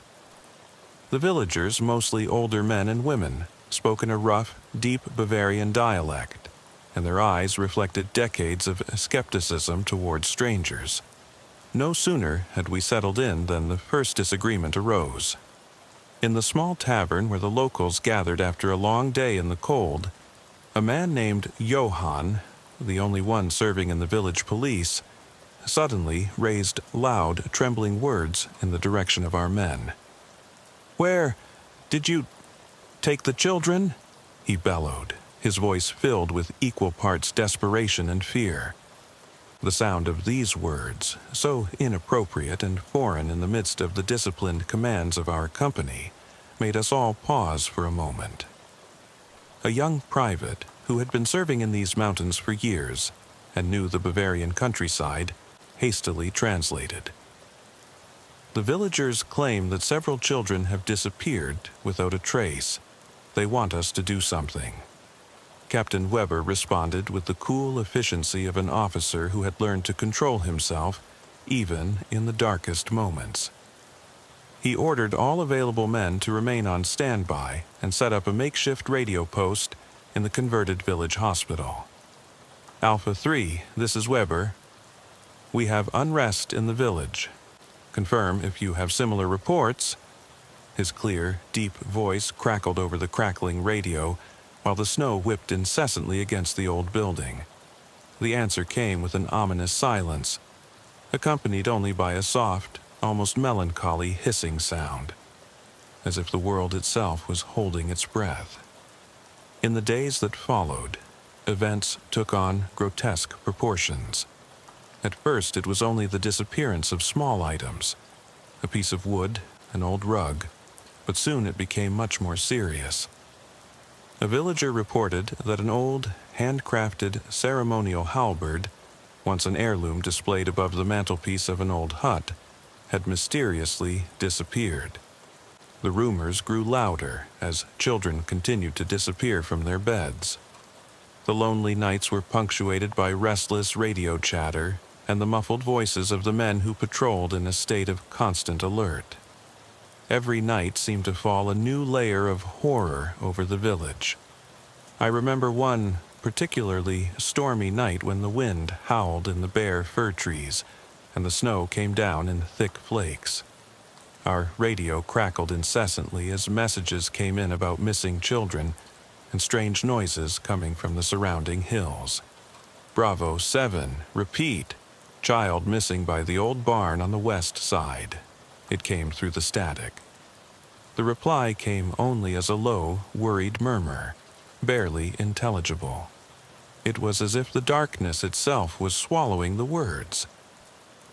As I sat at my post in a small makeshift bunker built into the basement of the former village school, I couldn't shake the oppressive feeling that something inexplicable and evil was lurking in the surrounding area.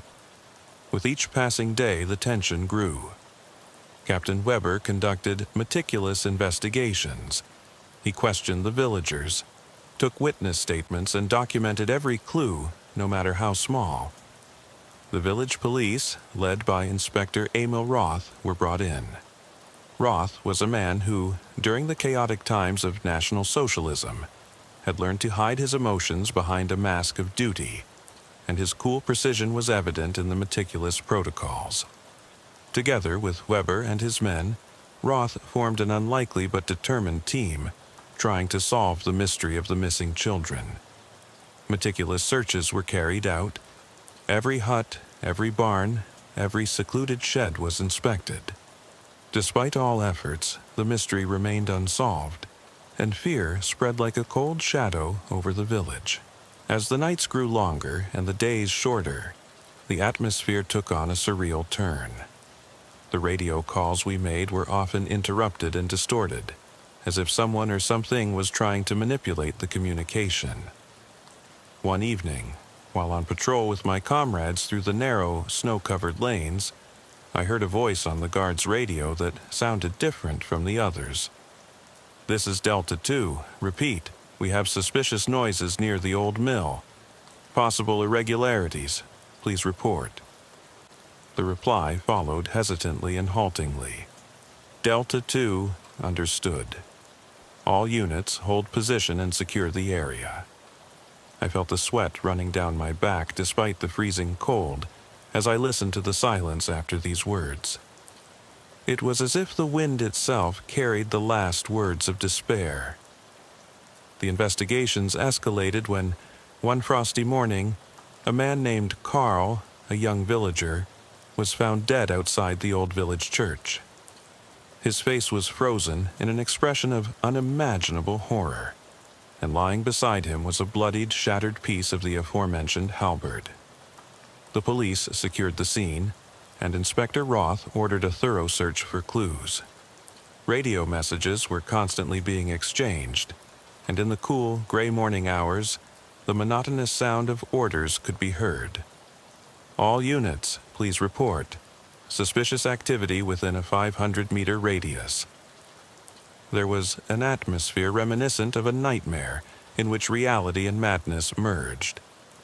As the day turned into endless hours, more and more clues began to accumulate, pointing in a dark direction. Reports of eerie figures seen in the dark forests between the houses became louder. Some villagers claimed to have heard voices at night, words that could hardly be understood, as if someone were pleading in a forgotten, ancient language. These reports formed a mosaic of horror that slowly revealed the true extent of the abysses into which this village had become entangled. And while the Nazi authorities were conducting their own, often brutal investigations, it seemed as if someone or something was deliberately blurring the lines between madness and reality. The tense conversations over the radio, the flickering light of the lanterns in the snow-covered alleys, the constant crunching of the snow under the heavy boots, all this merged into an impenetrable fog of horror that seemed to crush people's souls.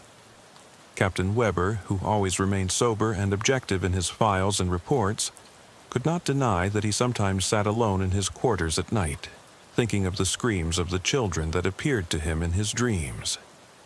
It was a time when every minute counted, when every instruction from the radio, every crack of ice on the window panes, became part of an ominous ritual that threatened to drag the village into the abyss.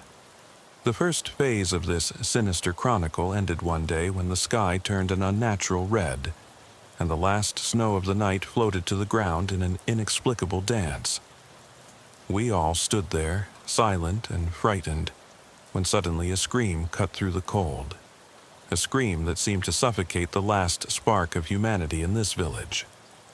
Someone had found missing children again, but this time in a way that surpassed all previous atrocities.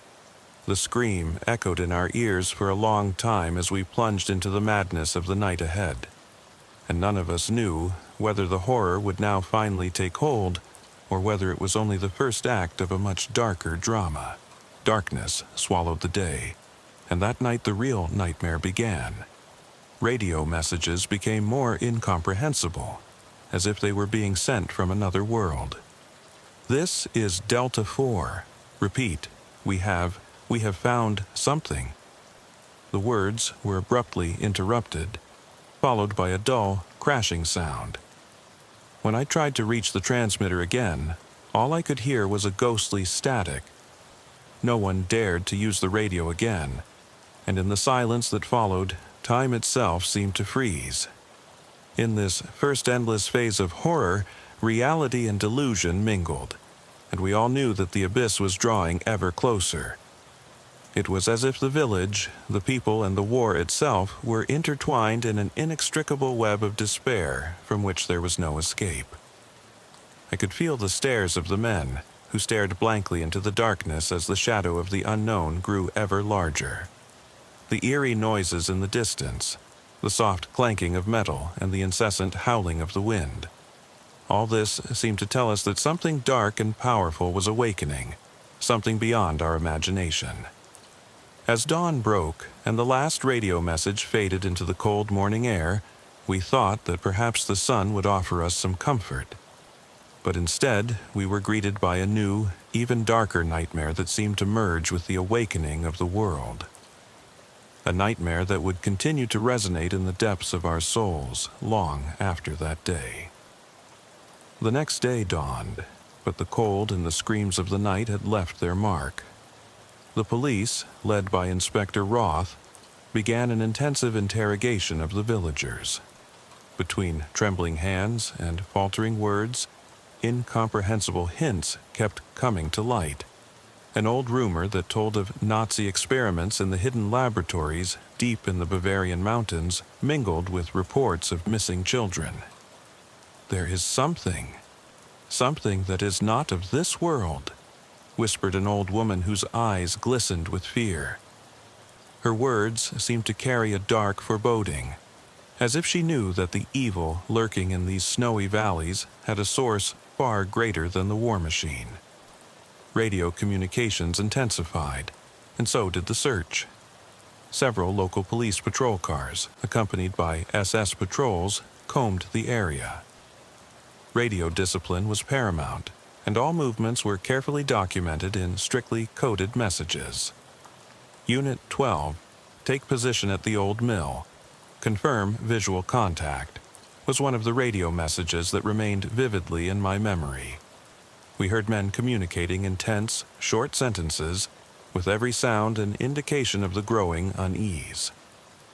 It was as if the darkness itself took on a life of its own, and technology, once a symbol of modern warfare, suddenly seemed to convey the words of terror. As day turned to an endless gray, I felt the pressure in my veins grow. The streets of the village were deserted, the windows of the houses stared silently into the cold, and the thought of all those who had disappeared in the last few nights made my heart sink. Every touch, every whisper in the wind seemed to carry a message, a warning that the true enemy was not to be found only in the lines of the front, but lurked in one's own ranks. This realization, that even familiar faces could become monsters, fueled a deep, inner fear that even the most hardened soldiers could not shake. With each passing hour, the feeling grew that the line between order and chaos had finally been crossed.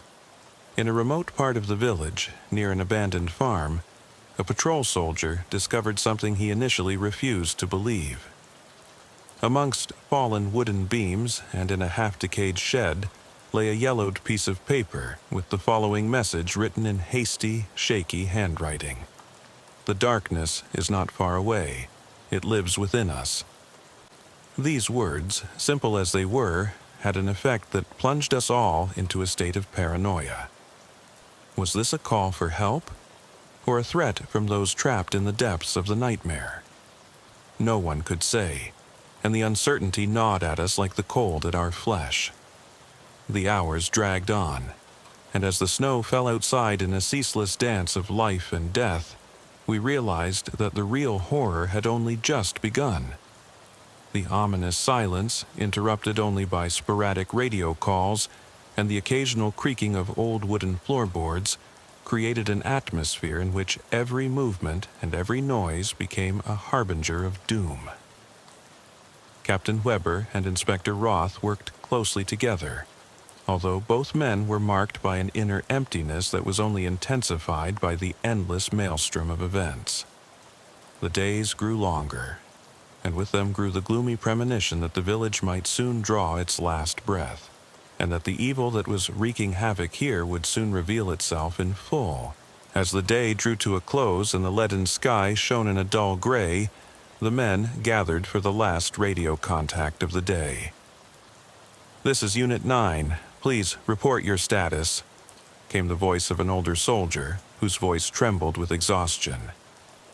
A long pause followed, during which the only sounds were the swishing of the snow and the soft clanking of metal, until finally the answer came, short, concise, and permeated by an uncertainty that made us all look into the abyss. This night, it seemed, would change everything, and the darkness that hovered over us closed like a cold cloak around our souls. With the onset of darkness, the second chapter of this infernal nightmare began. The first signs that the horror was not only in the fleeting news but also in our own ranks became apparent in a seemingly ordinary incident. During a nighttime patrol that ended in a remote forest, Radio Echo 5 reported eerie noises that could not be reconciled with the natural sounds of the forest. We heard steps that did not belong to us," whispered the young soldier, whose voice was marked by a mixture of fear and disbelief. The order was given immediately. "All units, secure the position. Report any movement." And so we set out in the darkness to find the source of this ominous sound, unaware that our search would lead us directly into the heart of the horror. The snowflakes danced like ghostly spirits through the night, and every step on the frozen ground echoed in the silence. In the middle of the forest, surrounded by bare trees that towered into the sky like silent sentinels, I spotted tracks, footprints that were too large to have been made by a regular soldier, and that were pressed into the snow in an irregular row. With trembling hands and a pounding heart, I followed these tracks, while my radio kept picking up the voices of my comrades who were asking for confirmation over the radio in the distance. "This is Unit 11. We see something. Confirm visual contacts." The reply came in halting, barely intelligible sentences that reflected the growing desperation. The deeper we ventured into the forest, the more we felt as if something supernatural was in the air. A musty, almost putrid aroma hovered among the trees, and the darkness seemed to thicken as if it were alive. Suddenly, in the middle of this ghostly scenario, we came across an abandoned hut, half buried by snow and seemingly forgotten by time. Its broken windows and creaking wooden door told of times long past, times when belief in the supernatural had not yet been obscured by the harsh reality of war. Inside the hut, we found records written in a scrawly handwriting, diary entries of a man who had apparently worked as a scientist for the Nazi regime.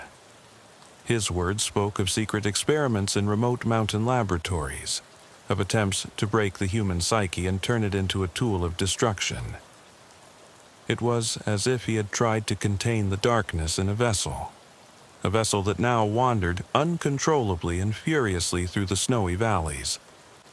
One paragraph in particular stood out from among the dusty pages. "The horror we have unleashed lives on. It feeds on our fears and grows with every lost soul." These words sent a shiver down my spine and made me doubt the real reason for recent events. We had barely left the hut when another radio call came in. Delta 6 to all units. We have detected movement in the direction of the old mill. Please confirm immediately. The order was clear, and without hesitation the men moved in formation, weapons tightly gripped, faces tense with anticipation and fear. The route to the old mill led us through a narrow path where the snow lay in deep furrows, as if it wanted to keep the secrets of the previous nights. Every minute seemed to stretch as the heart pounded in the chest and the breath steamed in the cold air. When we reached the mill, a scene of horror revealed itself that burned itself into our memories. The entrance to the mill was surrounded by countless footprints leading in different directions, and in the middle of the snowfield lay an overturned car, its broken windows sparkling in the pale moonlight. It was as if the place itself had become a portal to another world, a world where morality and reason had given way to madness. Suddenly, the radio picked up. "This is Unit 3. We have a visual." A man, a uniformed man, moving strangely. The voice trembled with fear, and the silence that followed was deafening. We followed the shadow moving among the ruins of the mill, and the closer we got, the more time seemed to slow down. The man, a soldier whose face was marked by the burden of war, seemed lost, as if he could no longer distinguish between reality and delusion. In a brief radio message, which was little more than a stammering whisper, he reported, I don't know what's happening. It's as if darkness itself is calling us." Those words burned into my memory, and in that moment I realized that the source of the horror went far deeper than a few missing children or lost items. It was an ancient, evil power lurking in the depths of the Bavarian mountains, and it had only been further unleashed by the Nazi experiments. The hours passed in an endless swirl of radio commands, flickering light and the constant sound of snow. We continued our search, coming across abandoned stables, old bunkers, and mysterious tunnels that ran through the countryside like veins. In every corner we found a fragment of the truth, and at the same time another piece of the horror puzzle. Detective Roth, tirelessly pursuing every lead, gave the order to secure all evidence and send it immediately to headquarters in Munich. The strict protocols of the police were meticulously adhered to. Fingerprints, bloodstains, even the unusual nature of the snow were meticulously documented. And yet, every answer we found seemed only to raise new questions. It was late at night when the culmination of this ominous chapter emerged.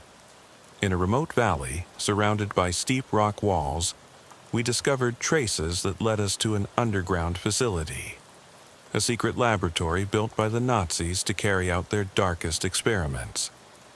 The door of the laboratory was bolted shut with heavy iron, and behind it seemed to reign a silence louder than any sound. With trembling hands and pounding hearts, we entered, armed with flashlights and an unwavering belief that this was where the horror had to lie. Inside, we found records of inhuman experiments, attempts to manipulate human consciousness, to break it and put it to the service of a dark plan. A device that looked like something out of the darkest nightmares stood in the middle of the room, surrounded by notes in a scrawly handwriting. On one of these sheets was written, "When man loses his innermost light, he becomes living darkness." These words, simple as they seemed, revealed the true essence of the Nazi madness that had been unleashed here. When we left the laboratory, it felt as if a part of us had been forever trapped in those dark corridors. Re-emerging into the open air was accompanied by a feeling of powerlessness and a deep realization that evil, in all its forms, could never be fully defeated. Our radios continued to crackle ominous messages, and every glance over our shoulders made us believe for a moment that unseen eyes were watching us. The day ended in an almost desolate gray, and as winter cast its cold veil over the village, each of us knew that we had witnessed something beyond human imagination. Night fell, and with it came a new, even more intense terror. It was as if the darkness itself began to speak in those hours. In short, disturbing radio messages, and the ghostly shadows that danced on the walls of our shelters. The last words I heard as I sat back at my radio were from a fellow soldier who whispered, "I see something that can't be here, something that will swallow us all up." These words stayed with me as I stepped out into the whipping winds and felt that the real night of horror was yet to come. As the hours turned into an endless silence, I realized that we were trapped in the middle of a nightmare from which there was no escape. A nightmare in which humanity was slowly being swallowed up by darkness, and every answer only led to new, disturbing questions. Then, in a fateful twist, a final radio message reached us that called everything into question. "This is Unit 8. Please confirm. Is there anyone who can hear the voice of a man who should long since be dead?" A shiver ran down my spine, and I knew instinctively that we were standing on the edge of an abyss from which there was no return. The cold that surrounded us suddenly seemed to come not only from outside, but also from within, as if an invisible enemy lived inside us. We had reached a point where the boundaries between madness and reality had finally been torn apart, and I wondered if there was any way out of this nightmare at all. Darkness closed in around us even tighter as the first rays of dawn barely lit up the sky. And with that, this second bleak stage of our incessant nightmare came to an end. The following days dragged on like endless shadows, and the village itself seemed to have fallen into an almost tangible silence, testifying to the omnipresent fear. Captain Weber and Inspector Roth gathered all the remaining men for a final, decisive search of the area. The instructions were clear. Every trace, every clue, no matter how small, was to be documented and immediately transmitted to the Central Command in Munich.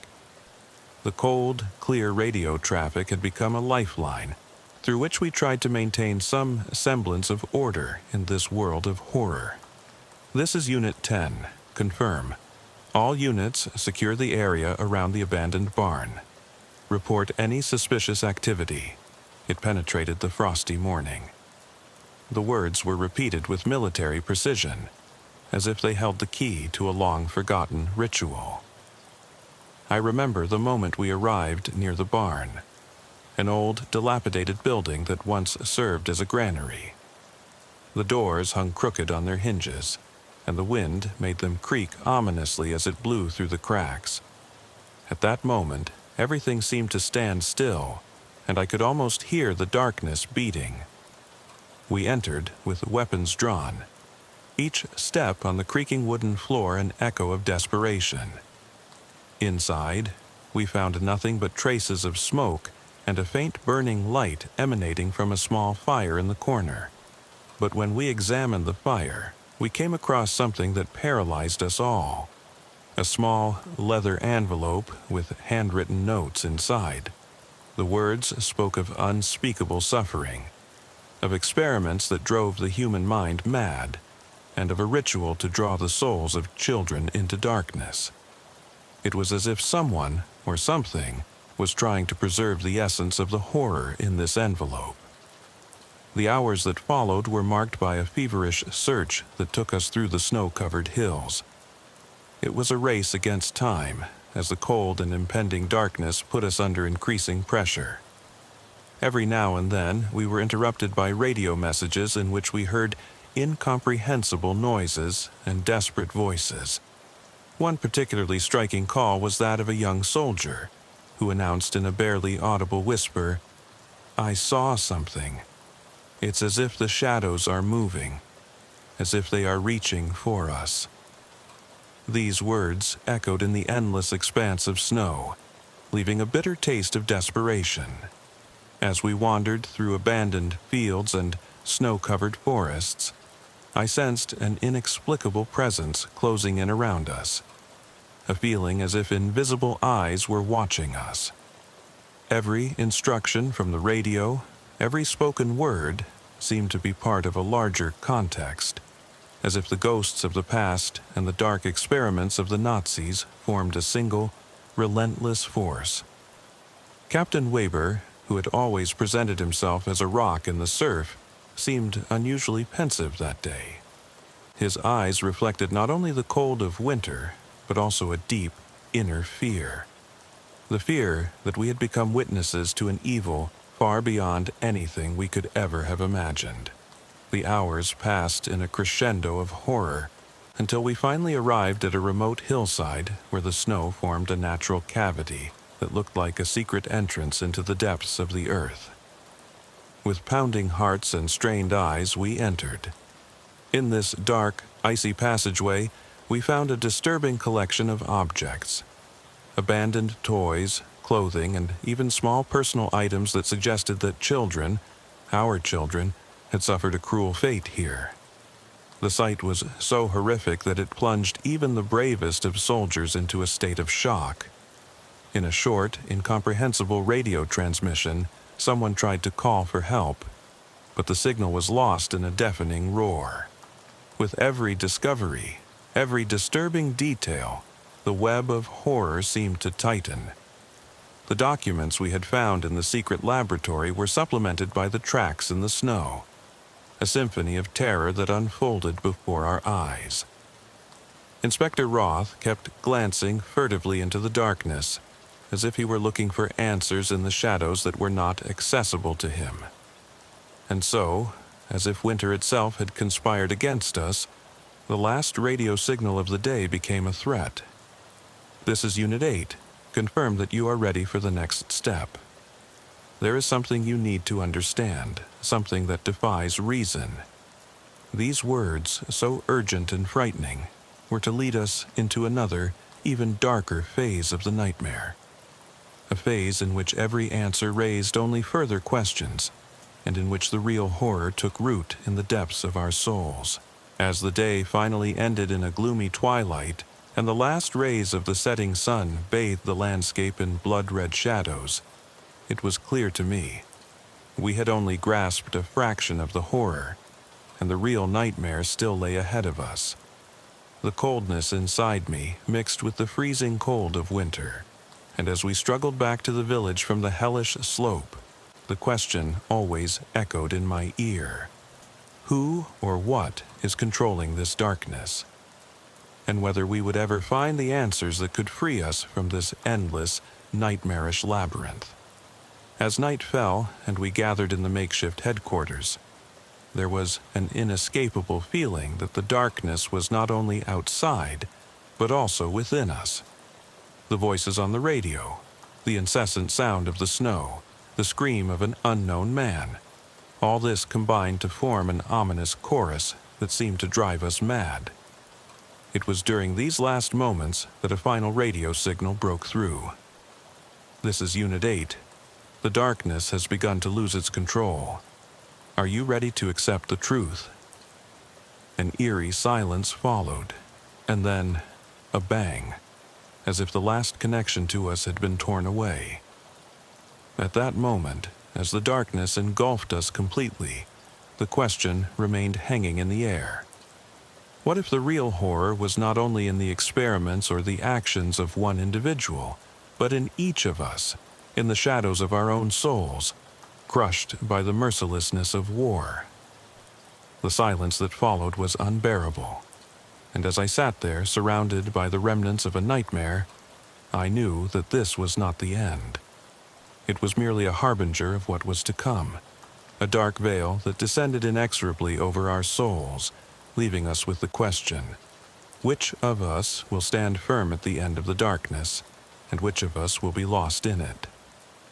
As the first faint glimmer of dawn lit up the horizon, all questions merged into a single, urgent riddle that would haunt us for a long time to come. And so, the village, the snow, and the incessant radio calls remained as silent witnesses to an adventure that was far more than just a war. It was a fight against the darkness within ourselves. The final moment of this terrible chronicle came on a night when even the moon seemed to flee in fear. A radio message that drove us all mad was received. "This is Unit 8. We have heard a voice that curses us all. It calls for redemption, but at what price?" These words echoed inside me as if they had come directly from hell. In that moment, I realized that the darkness that surrounded us did not come from outside, but from the deepest abysses of our own souls, from the shadows that the war and the terrible Nazi experiments had engraved in all of us.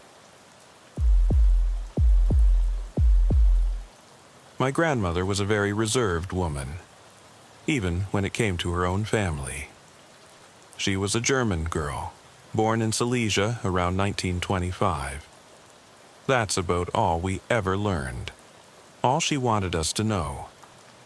I suppose the war was especially cruel to her, and she lost whatever family she had. She never talked about it. She never talked about anything until the winter of 45-46 when she met my grandfather, an American soldier stationed in Bavaria. She had moved west, away from the Red Army, like so many other refugees. A whirlwind romance ensued, and she returned with him to the States in early 47. Though I'm sure that the desire to escape from a devastated, conquered nation that held nothing more for her played just as much a role as her love for Grandpa, not that I blame her. She was a very bright young woman, brighter than my grandfather, as he freely admitted. Once in the U.S., she attended university for a few years and studied physics. Grandfather claimed she actually knew John Wheeler and Hugh Everett, but she didn't like to talk about it. In the early 1950s, she abruptly dropped out of college and decided to take on the role of a proper American housewife. Grandpa himself discouraged her, saying she shouldn't waste a brain like that, but she said she was happy with him and didn't need to change the world to be content. So that was it. My father was born in 1960. He met my mother in 1990. And in 1999 they had me. I was never particularly close with either of my grandparents, and these, my paternal grandparents, lived in another state, so even less.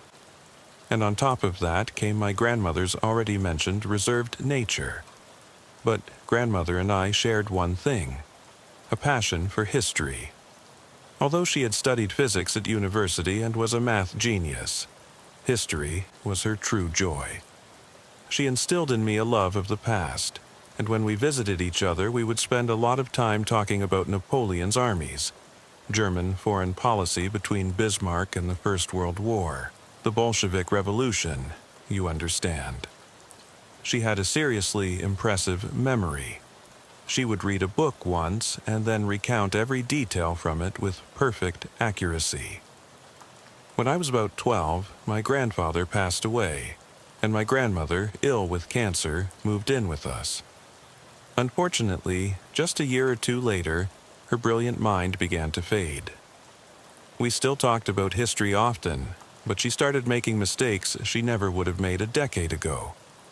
She would mention battles that never took place, states that never existed, generals who never commanded. I recall once, when we were discussing World War I, she casually mentioned the Red Army's investment of Prague. I gently reminded her that Lenin's 1919 Western Offensive had been stopped at the gates of Warsaw. The Bolsheviks never reached Prague. She nodded. Right. She mentioned Alfred Hugenberg, whom she called the last chancellor of capitalist Germany. I reminded her that Hugenberg had never been chancellor. He had been sidelined shortly after the Nazis took over and faded into obscurity. She nodded. Right. In 2014, Grandma went into a hospice. It became clear that she didn't have much time left. She was, after all, about 90 years old. No, we never knew her exact age, not even her birthday. Like I said, she didn't talk about her life before my grandfather. Of course, we were all sad, but it was a kind of stern, austere sadness. Such was our relationship with her. She wouldn't have wanted much crying and sentimentality. One day, I think it might have been around the beginning of my sophomore year of high school in October 2014, we went to visit her since the doctors said that her condition had significantly worsened. We sat with her for a while, and then she asked if she could possibly see each of us individually. Me, my father, my mother, and my two sisters for a while. Of course, that was fine. I was the last one to arrive. When I entered the room again and sat down at her bedside, she asked me if I still liked history. I said yes, of course. And that was true, I still do. She told me she didn't have much time left. I said, of course I know. I think I was her favorite grandchild because we're both pretty outspoken. She asked me to do her a favor. Of course I said yes. Grandmother told me to go home and go up to her room and take down the old oak chest in her closet. Bring it to her as soon as possible. I did just that. It was an old, heavy thing she had brought from Germany decades ago. It wasn't even locked, but she hadn't told me I could open it, and I didn't want to overstep while she was dying. The next day, after school, I took a bus to the hospital, the chest in hand. I brought it to her, and she beamed. She asked me to open it. I did. Inside were a few things. At the top was a photograph of a pretty young woman I didn't know. Black and white, but good quality. I wasn't too surprised when she told me it was her, but I was surprised that she was in uniform. It wasn't a uniform I recognized. Her hair was tied back in a braid, she was smiling, and her arms were folded behind her back so I couldn't see the badge on her shoulder, just the edges of it. I could see a narrowed point and two converging lines. Maybe a floral epaulette. Grandmother, what kind of uniform is this? Lift the next item. It was heavy and wrapped in a bundle of greasy old rags. I almost dropped it when I saw that it was a pistol. I quickly pushed it back into the box and peeked over my shoulder. I'm pretty sure firearms aren't allowed in the hospital. Grandmother, why do you have a weapon here? My old service weapon. Waff. She never quite lost her German accent. Which service were you in? You were a soldier? A soldier for whom? I'll tell you a story you won't believe. But maybe these things in the box will make it easier for you to believe. She told me openly that she was not from this world. She was born in Silesia in the late 1920s, she said. But not our Silesia and not our 1920s. I won't go into the details of the timeline she described, because we must have sat there for hours while she went through it. And while she was doing that, she sounded completely lucid and not at all demented. The gist was that, as in our world, the Nazis had come to power in Germany. But World War II had started a few years later. Hitler had spanned Europe, just as he had in our world. Except, and this was the big fork in the road, he had then spanned the USSR as well. A few years later, in the early 1950s, after years of draining the British economy and weakening their famous navy, the Nazis finally managed to accomplish the impossible: invade and occupy the British Isles. My grandmother said she had been active in the resistance against the Nazis long before Hitler came to power.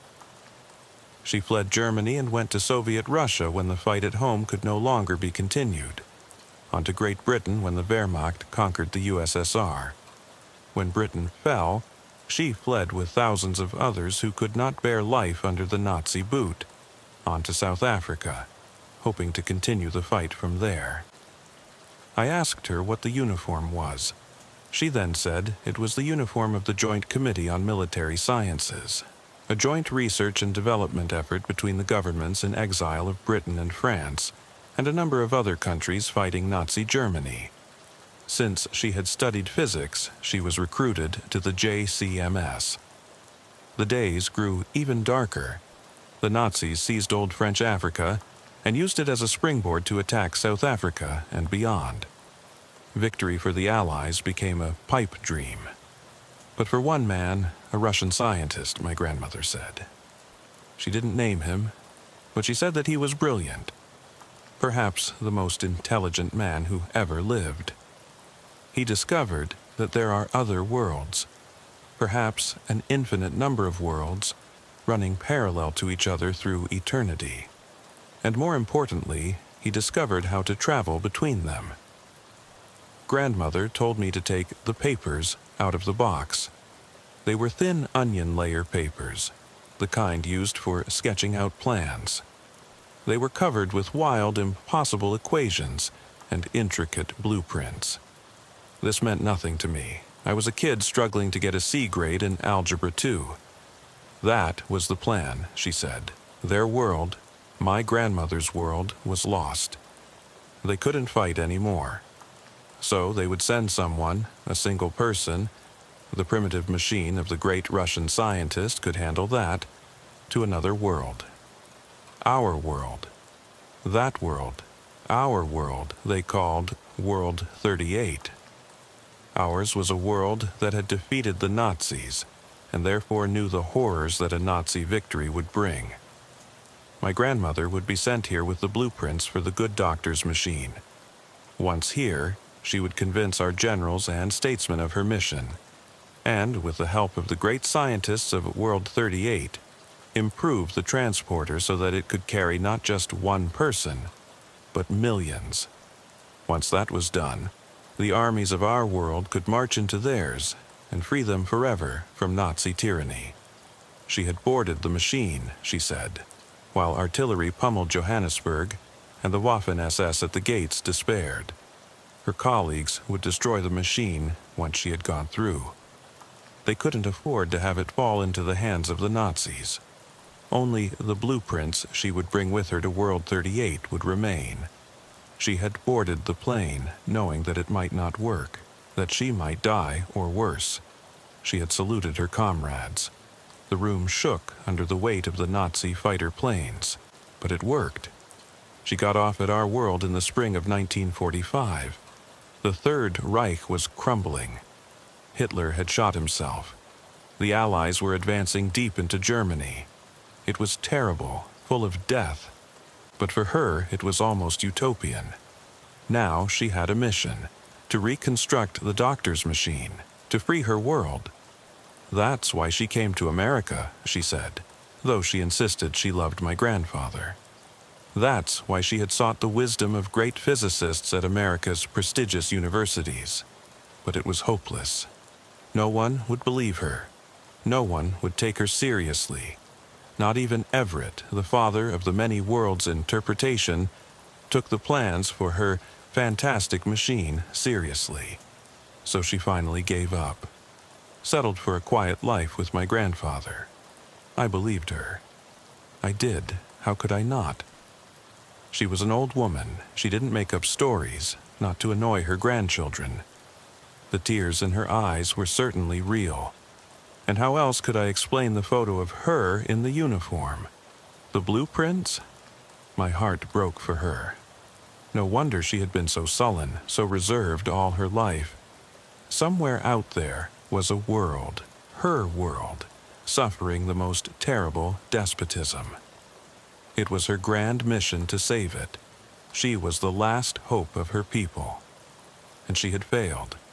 Were they still suffering under the yoke, waiting for an interdimensional rescue that would never come?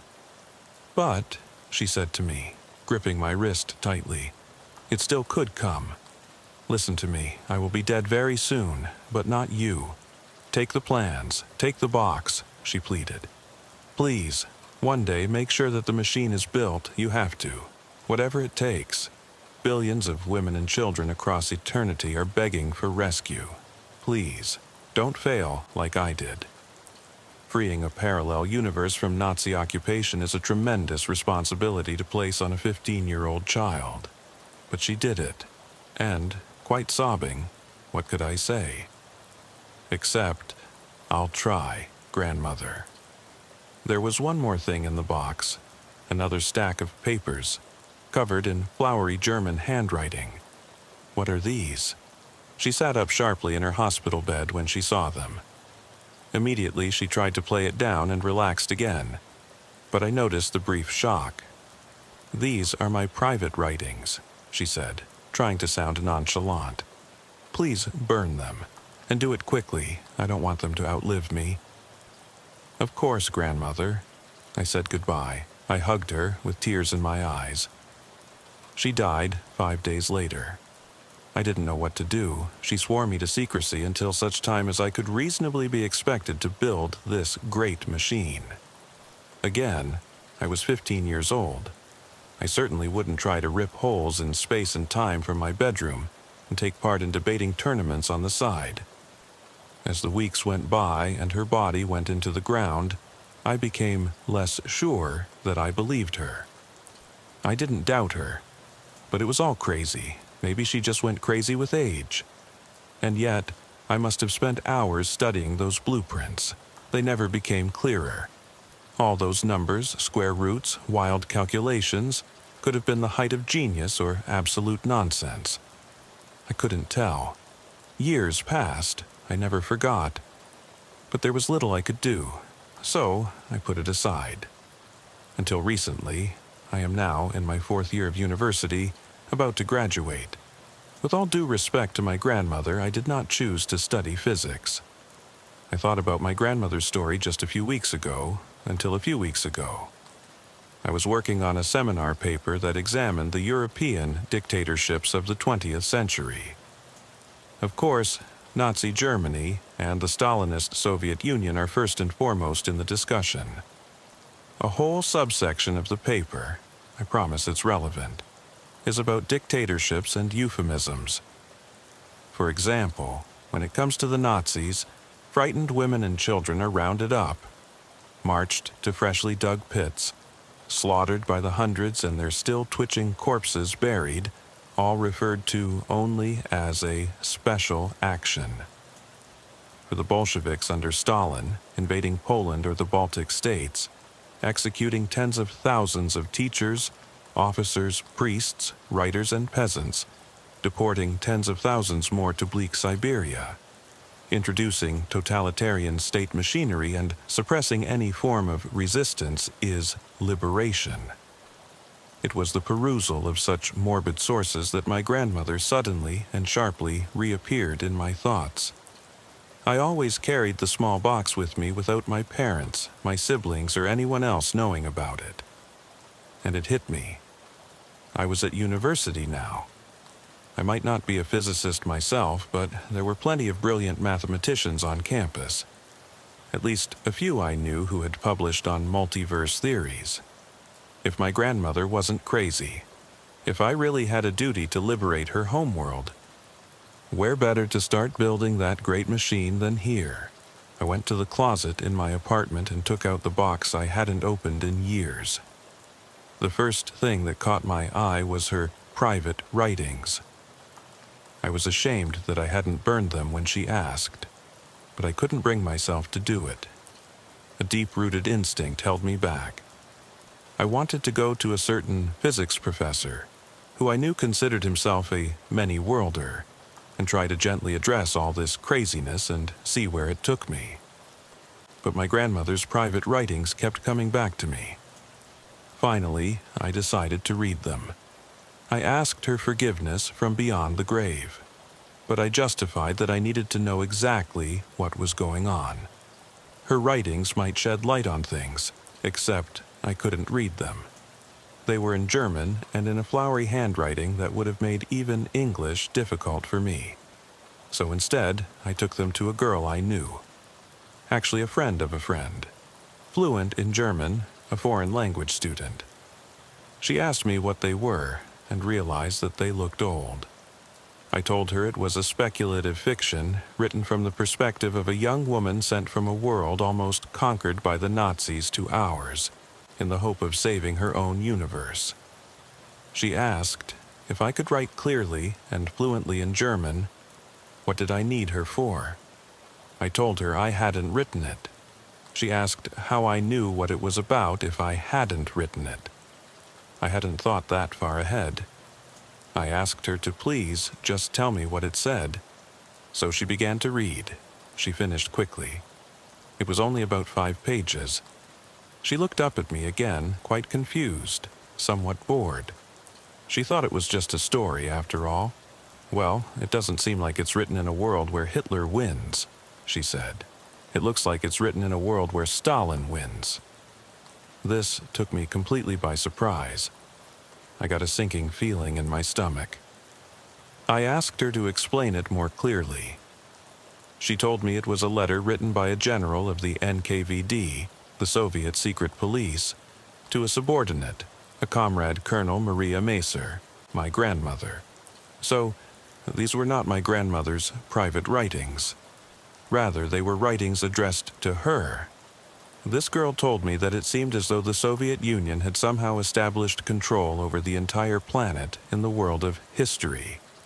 There were references to Mexican, Yoruba, German, Kurdish, Japanese, and even New English Soviet republics. There wasn't enough information to reveal exactly how this had happened, but somehow humanity was subject to a global Stalinist dictatorship. I still barely understood. Had my grandmother lied to me about the world she came from? Why? My grandmother, a colonel in Stalin's secret police? I begged her to read on, sweat on my hands. She said the letter said nothing about bringing armies from our world to liberate theirs. Rather, it spoke of bringing armies from her world into ours. I remembered the photograph of my grandmother in her uniform. I could imagine the edges of the insignia sewn onto her sleeve, mostly obscured by the camera's angle. And I recognized what it was, a narrowed point and 2 converging lines. It was the edge of a red star surrounding a hammer and sickle. And finally I realized it. I realized that I had been taken for a fool. I realized that there had never been a Nazi-ruled dystopia. I realized why my grandmother wanted me to burn these papers as quickly as possible, why she didn't want me to read them. I realized why she so urgently wanted this great machine to be built, because the letter ended as follows. "Remember, Comrade Macer, the world you are going to is still firmly in the age of capitalist darkness. This is to be the 5th world, alongside our own, which we are forever freeing from the limitations of capitalist production. I cannot overemphasize the importance of the machine being built to the specifications. We sent you through with a prototype. But the machine you have to oversee the construction of in World 38 must be exponentially superior. It must be able to transport from our world at least several hundred fronts of the Red Army, some 500 million men in the armed forces. This is what our analysts estimate to be the minimum necessary for the military defeat of World 38, the liquidation of all class enemies and counter-revolutionaries, estimated at a total of 200 to 300 million, the pacification of all hostile populations, and finally the true and total liberation of this world and its peoples. Good luck, comrade." My grandfather is 95 years old and not long left in this world. There is nothing but a tangle of tubes and wires keeping him here with us. It is hard for him to speak, but each hoarse whisper carries a heavy meaning that cannot be interrupted. My family doesn't talk about things like death, though, so whenever I visit my father, we spend most of our time sitting in near silence. "What a week for the news, right?" my father might say. Grandpa grunts. "Crazy world." Then silence again. Small talk seems almost disrespectful to the gravity of the situation, but no one wants to be the first to broach the irreversible farewell. When the silence gets too loud, my father starts fumbling with his phone or pulling out a book until one of us finds an excuse to leave. Such was the case yesterday when my father mumbled something about a dentist appointment and rushed out the door almost as quickly as we arrived. "You're staying, aren't you?" my grandfather said as we were left alone in the room together. "You're going to hear an old man's last secret." This was it, then. The end of the road was in sight. "Do you want me to call Dad back?" I asked. Grandpa shook his head, as far as the oxygen tubes would allow. I'd rather he not know. I already knew part of the story he was telling me. It started when my grandfather was 20 years old and living in Nazi Germany. He had been doing forced labor on a farm, but managed to smuggle my grandmother and my father, an infant, out of the country, hidden in a shipment of grain. He was caught almost immediately and sent to the Buchenwald concentration camp, where he survived for the next 2 years until he was liberated by Allied forces.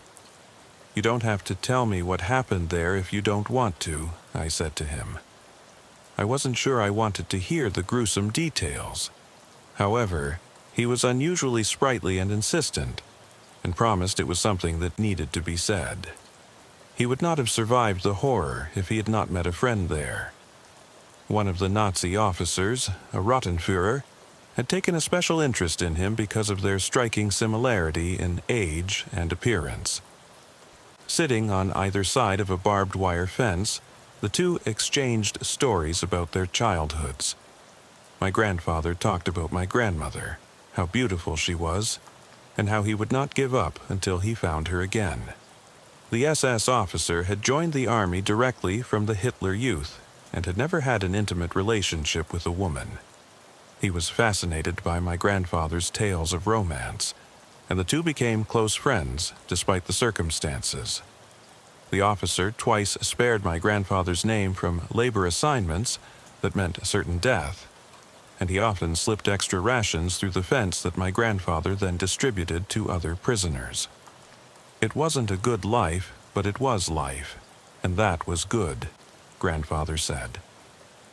Things changed as the war drew to a close. Nazi officers became increasingly paranoid and desperate as Allied forces advanced. It became common practice to hold lower-ranking officers as scapegoats when impossible work orders were not fulfilled. Furthermore, the rumor that the Rottenführer protected my grandfather put him in a hopeless situation with his own officers. Faced with the choice between protecting my grandfather or keeping his own hiding place, the Rottenführer signed the order to send my grandfather to a nearby arms factory. 18-hour workdays, hunger rations, no medical care. The factory was the equivalent of a death sentence. The survival rate after 3 months was less than 50%. In the name of love, my grandfather begged him to let him live so that he could find her again. She was waiting for him in America. The Rottenführer was moved, but his decision was final. His only concession was to write down the address where she had gone and to send her a letter to tell her what had happened to him. "So, how did you manage to survive?" I asked. "Did he change his mind? Were you rescued from the factory?" Protected from the worst of the camp by the Rottenführer, the transition to the factory proved too difficult for the young farmer. He didn't survive the first week. "What do you mean, didn't survive the first week? How did you get out?" The strain of the long story took its toll on my grandfather. He coughed and gasped, struggling for breath for several seconds before clearing his throat for good. On April 11th, 1945, the Buchenwald camp was liberated. Many of the Nazis had already abandoned their positions and fled into the countryside. Others chose to seal themselves in and pretend to be prisoners themselves in order to gain the favor of the Allied forces. This was especially convincing for those who had taken the time to get to know the prisoners and could assume their identities. When the SS officer gave the information and the address of his lost love, he was allowed to board the next transport ship to America to be reunited with her.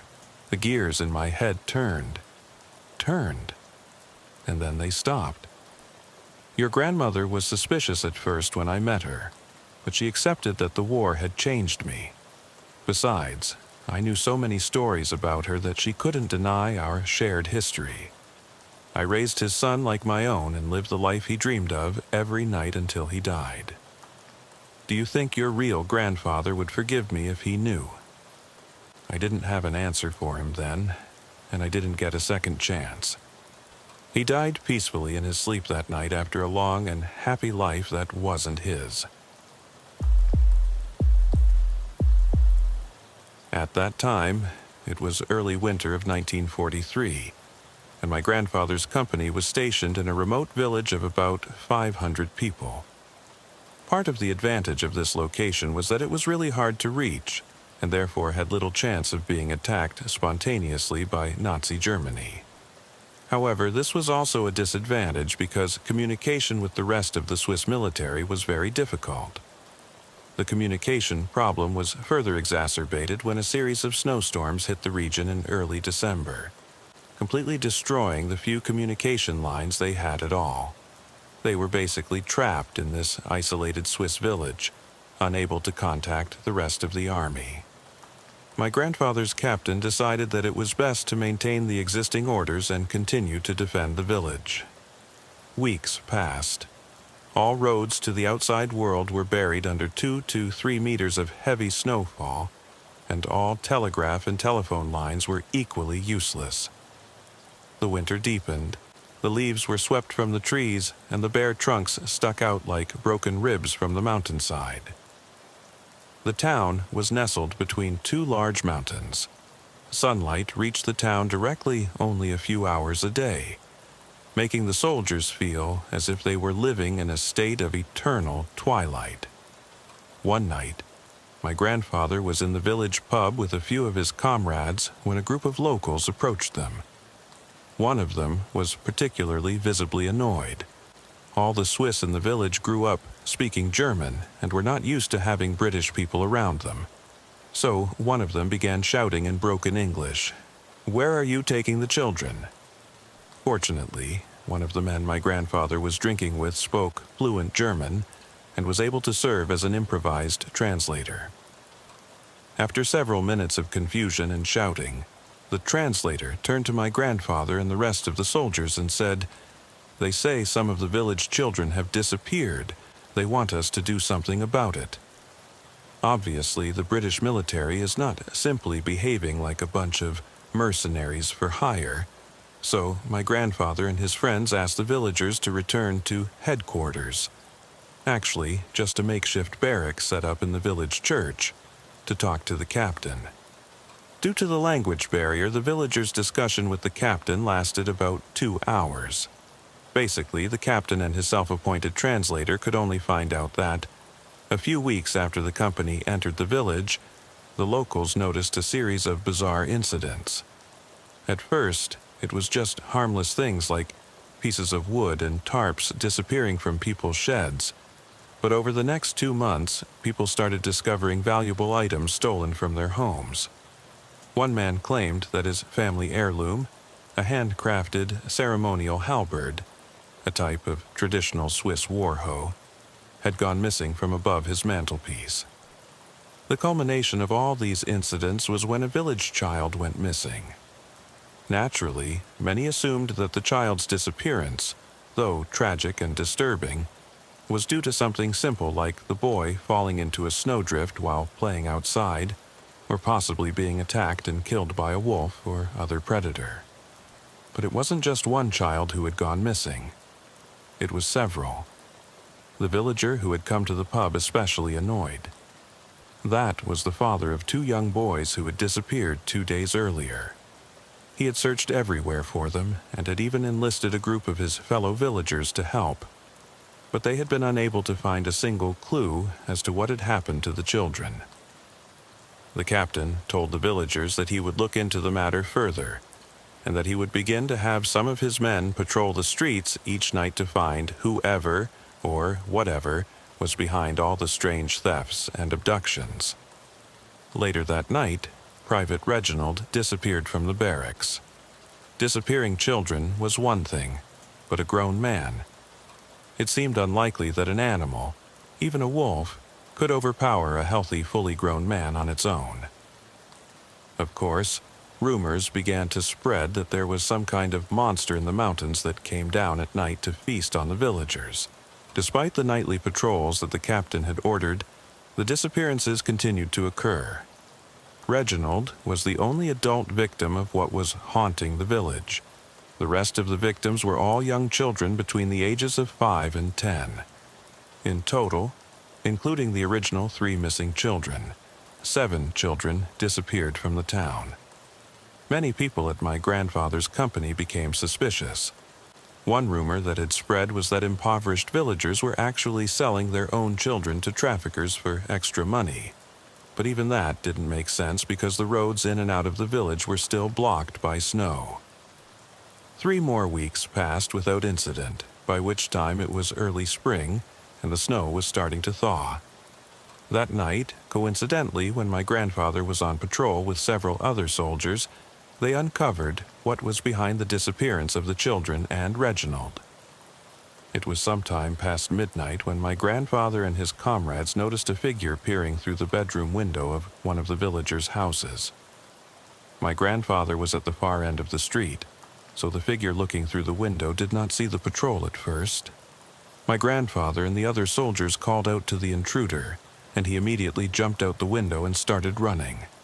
Everyone in the patrol was sure that this was the one behind the disappearances and burglaries. They ran after it as fast as they could, through the melting snow and ice in the dead of night, shouting for whatever it was to stop. They ran further and further and soon found themselves at the edge of the village, where the snow was still quite deep. The figure jumped into the ground. At first it looked as if it had vanished into thin air, but as the patrol approached, they realized that the intruder had actually simply jumped into a cave that had been carved into the side of a snowdrift. Just as the soldiers began shouting into the cave for the figure to come out and show himself, several shots exploded from the entrance of the snow cave. Without thinking, my grandfather and the rest of the patrol shouldered their weapons and all began firing into the hole. They waited what seemed like hours, but was really only a few minutes. One incredibly brave member of the patrol volunteered to climb into the cave and take a look. He drew his pistol, knelt down, and crawled into the cave. A few seconds later, he emerged with a look of utter horror on his face. My grandfather took out his flashlight and shined it into the cave when he saw the gruesome explanation behind the strange happenings in the village. The shape they had chased was Reginald, the private who had gone missing weeks ago. They had shot Reginald right through the heart. The cave was not only occupied by Reginald, but also by the bodies of 7 partially eaten children. Either due to the stress of being snowed in all winter, living in almost constant darkness, or some kind of terrible mental disorder, Reginald had completely lost his mind and started breaking into villagers' homes and kidnapping their children in the middle of the night. He had used the halberd, which had been reported missing, to dismember the bodies after slitting the children's throats and hid them in the cave he had carved into the snowdrift. After I finished my military service, I couldn't find a job to support my family, so I formed a mercenary group with a few friends. They were ex-soldiers just like me. Our first jobs weren't difficult. We worked for people who needed protection. It was easy money for us. After a few such jobs, we started traveling to war zones where we fought on the side that paid better. After a few missions, we lost some good men, our friends, our brothers. After we lost 10 men in Syria, our group disbanded because it was no longer worth losing friends over money. After we broke up, we all tried to find normal jobs, but it was hard to find work for all of us, because the only thing we knew was violence. That day, I received an email offering us a good amount of money for a job that I thought was easy, and I thought the money offered was worth it. Our job was to protect a scientist so that he could safely explore an abandoned Nazi bunker. I seriously thought about taking on this job, getting the money, and never having to work again. I called my buddies from my former group. There were only 6 of us left. I pitched them the offer I got, and they all agreed to take the job because it was an easy assignment. About my group, or what's left of it, there's Tom, Vlad, Bob, Jacob, Sam and me, Martin, Vlad was my second in command because he was the most experienced after me. He was more skeptical about this job because it seemed too good to be true. So much money for a seemingly easy job. After we decided to take the job, I contacted the people who had sent me the email and told them we would take the job. They told us to come to a town in Poland called Redacted. Once we were there, we would meet the scientist and go to the bunker with him. They told us that we would receive reinforcements after a few hours. This last part made me think that exploring the bunker would not be so safe.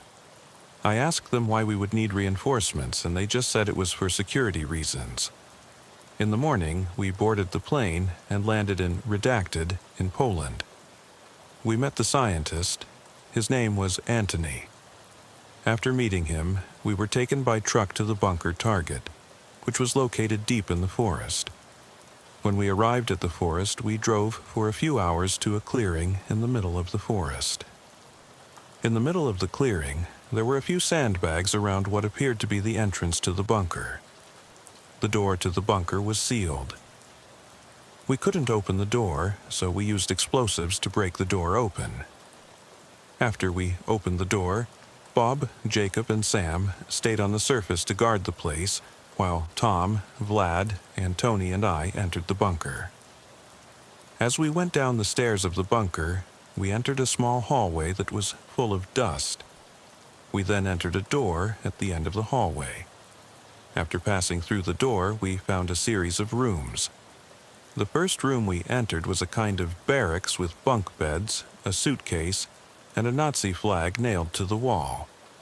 In the next room, we found a radio station that, surprisingly, was still working, although all you could hear was static. In the next room, we found what looked like an officer's office. It had a nice bed, a chair, and a table with a lamp on it. On the table were some documents that were in German. We collected the documents so that we could read them later. After entering another barracks, we found a cross attached to a lamp in the room, spinning as if someone had just turned it. We wondered how it could turn, but our thoughts were interrupted by Antony's cries. We rushed to him and found him pointing to the corner of the room. We looked in the corner, and it was full of human corpses. We calmed Antony and approached the corpses to examine them. I almost screamed when a hand emerged from the pile of corpses. We pulled the person out of the pile. His skin was white like a ghost, and his facial expression was empty. We tried to make him speak, but he remained silent. We didn't know how he had managed to get into the bunker when it was sealed. After another attempt to make him speak failed, we decided to lock him up in one of the barracks. I went outside to check on the guys on the surface. As I left the bunker, Bob pulled me to the ground and pointed into the woods. There was a light glowing in the woods. Bob said that the light could have come from a sniper rifle. So we decided to fire at their position. After a few minutes of firing, we sent Sam to check the position for a body. He went to check the position, and when he returned, he said that there was no one there, and no blood indicated that someone had been there. Although we found no one and did not know what had caused the light, we were on high alert. We decided to put someone on guard duty for the night. Jacob and Tom volunteered to be the first guards, while the rest of us went to sleep in the bunker. After we settled into the barracks, we went to sleep. We were awakened in the middle of the night by Nazi music playing at the radio station. We tried to turn off the radio, but the music wouldn't stop. So Vlad got angry and destroyed the radio station, and finally the music stopped. We tried to find out who had played the music, but everyone in our group said it wasn't them. Then I remembered the man we had found in the shelter. Maybe it was he who had played the music. We went to the room where we had locked him, and he was still there, staring at the wall. We decided to leave him alone. Since we had all been awakened, we went to Jacob and Tom to see if they were all right. When we came to the surface, we saw that the two were smoking cigarettes. We stayed to talk to them, while Antony decided to go back to sleep. Outside, there was a fog over the forest, as if it were veiling it. It was peaceful outside, until I saw some people standing in the forest. They didn't try to hide, but just stood there watching us. We immediately took cover. We thought they were going to attack us, so we decided to shoot at them. We fired at them, but they just stood there, motionless as statues, while bullets went through their bodies. And after a while, they just disappeared into the fog, just as they had come. We were now certain that there were people near the bunker. I ordered everyone to keep watch while I checked on Antony. I found him in the hallway, looking at something. As I approached, I saw that he was looking at a map. It was a map of the bunker. I asked him why he was looking at the map, and he murmured that something was wrong with the map because it said that there was another room in the bunker. A large room, larger than all the other rooms. When I looked at the map more closely, it did indeed show that there should be a large room in the bunker, but somehow we hadn't come across it. When I looked at it more closely, I saw that the room was connected to the officer's office. The two of us went to the officer's office and started looking for the entrance to the room. We searched for a long time until I accidentally pushed the bed. Underneath, I found a hatch. I opened the hatch and found a staircase. Antony and I went down the stairs and entered the room. In the room, there was a camera and something that looked like a machine. I had never seen such a machine before. While Antony looked excited like a child, he took pictures of the machine and wrote something in his book. I asked him what the machine was, but he said he didn't know. I left him alone in the room and went to the guys. Some of the guys went back to the barracks to sleep while Tom and Jacob kept watch. I sent a message to our employers to let them know that we had managed to enter the bunker, but I didn't get a reply from them. I was tired and went to sleep. In the morning, I was the first to wake up, and I went to check on Tom and Jacob. When I left the bunker, I found them both. Their hands were tied together, their necks had been cut, and there was a bullet casing in Tom's eye. They had been dead for a few hours. I pulled out the bullet casing. It was a 7.92 by 57 Mauser. This bullet was used by the Germans in the Second World War. After I had informed everyone of what had happened, we buried our friends. Vlad was most affected by the death of our friends. He hit me and said that it was my fault that our friends were dead. That hurt me because I would never have taken on this job if I had known it was going to be dangerous. We saw the people in the forest again, just like last time. We shot at them, but they disappeared again. I sent an email to our client saying that we had suffered losses. This time, I received a reply. They told me that we would receive reinforcements after 72 hours. I went to see Antony because I suspected that he knew more than he had told us when we met. I looked for him in the bunker and found him in the large room with the machine. He was repairing the camera and trying to play a tape he had found. I asked him to tell me everything he knew about this mission. He hesitated at first, but finally he told me that he knew this assignment was dangerous, and that we were not the first to attempt this assignment, and that everyone who had tried had died. He said his job was to find this machine and find out its purpose, and he said that he might have found out, he just needed to fix the camera. After he fixed the camera, he put the tape in and activated the camera. In the video, we saw the Nazis conducting experiments. They put a soldier in the machine, and after he came out, they shot him in the head. But after a few seconds, he got up again as if nothing had happened, and his behavior was almost like that of a robot. He showed no emotion, just stood still and followed the orders he was given. Antony then told me that he had read in the documents that the Nazis were conducting experiments to find a way to create super soldiers. But they had stopped in 1943 due to a lack of funding. As the video continued, we saw a familiar figure, the man we had found in the video. He was the officer who led the experiments. I went to see the man, but found his room empty, and Sam, who was supposed to be guarding him, had disappeared. I asked Vlad if he had seen the two of them leave the bunker, but he said he had been on guard duty and no one had left the bunker.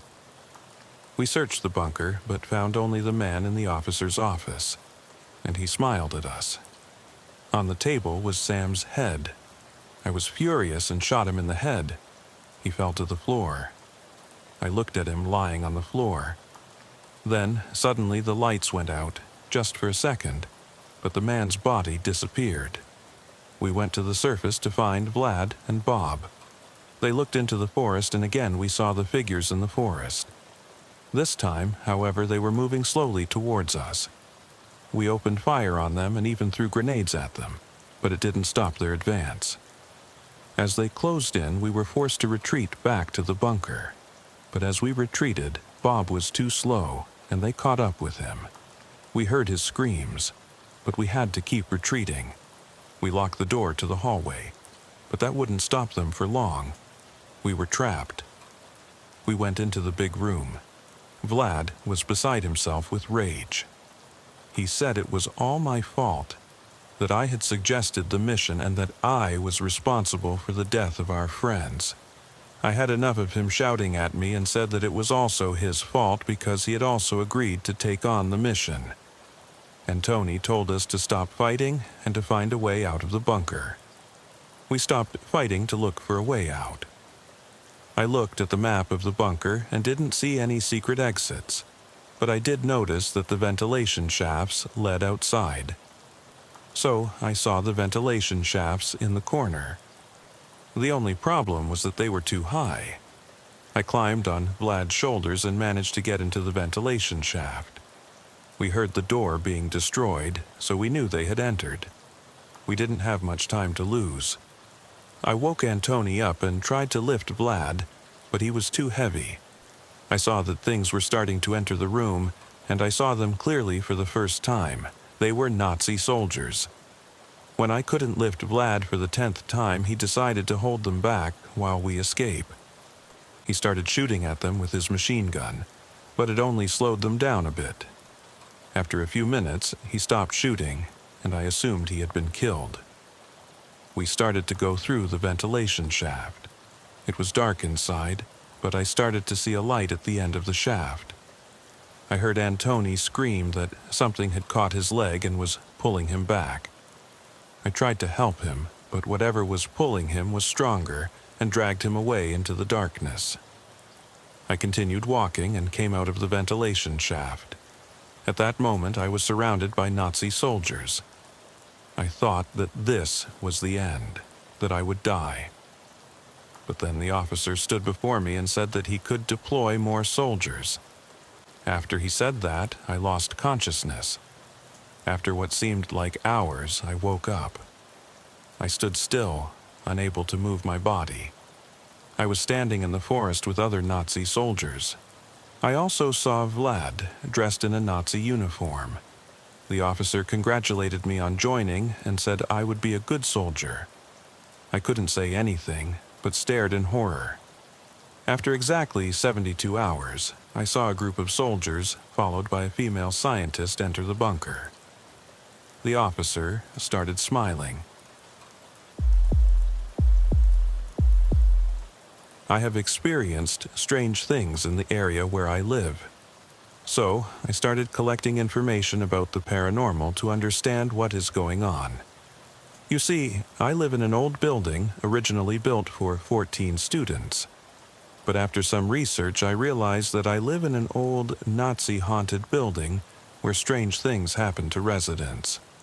To give you a better idea of what kind of building it is, I will first tell you the dark history of this place. In 1940, during the Second World War, the Germans bombed Rotterdam to the ground. Almost all buildings were destroyed, including the building that used to stand on this site. Then, in 1941, they rebuilt this large place under Nazi command.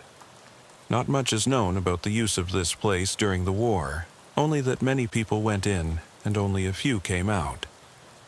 When the war was almost won and the Allies came to retake Rotterdam, The sky was black with smoke rising from this place.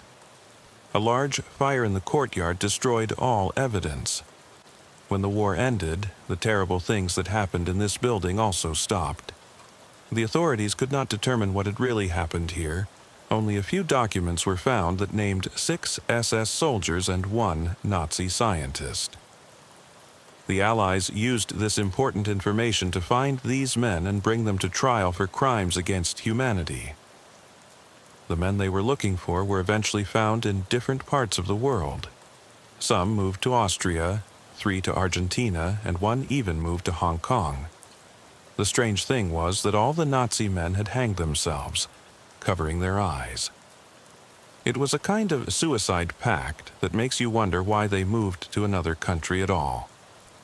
The building itself was supposed to be destroyed, but because Rotterdam was bombed and many people were homeless, they left this building standing so that people could live in it. The only problem was that no one wanted to live in this place. People claimed that it was haunted by the atrocities committed there. You could hear screams and crying, but when you looked for the source, you couldn't find anything. Finally, a foreigner whose past is unknown bought the building and turned it into a newspaper company. When he heard the stories about the hauntings, he simply ignored them. He never heard the screams or the crying and thought they were spooky bedtime stories. Later, he remembered that buying this place was the worst decision of his life. At the time, it was an ideal location for a newspaper company. The first floor was large enough to accommodate a variety of journalists and editors. On the ground floor, there was a large room where the newspapers could be printed and stacked. The basement itself was large and pitch black. The darkness made it an ideal place to develop photos in the red light. The only real light that could illuminate the place came from the lamps hanging from the ceiling, but these almost never worked. The photo team always had to carry a flashlight with them, but even these devices often failed. At first, the newspaper was a huge success. Many people loved the stories that were written. Most of the stories were about innovations that made life easier. After a while, however, the stories became less and less positive and more gloomy. Eventually, all the stories revolved around the ways in which new technologies could kill you in seconds. It was disturbing how often the word kill was used in an article. Naturally, this was not very popular with the people, and they demanded an explanation. Apparently, all the journalists and editors working at the newspaper were suffering from some kind of depression. It got so bad that many journalists committed suicide. The others went crazy and had to be taken to an institution that could help them. The people who worked with the printers on the ground floor didn't have a dream job either. There were far too many accidents. A perfectly functioning printer suddenly stopped working. Then the poor guy who had to fix it suddenly realized that the printer started working again while his hand was still in the device. Many workers lost their hands or legs because some strange things happened.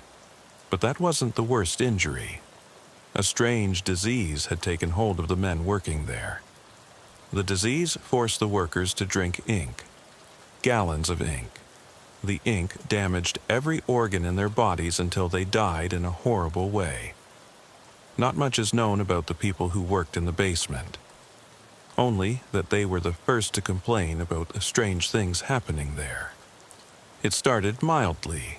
A few pictures disappeared. Someone's glasses were found in a different place, and so on. Then it got worse.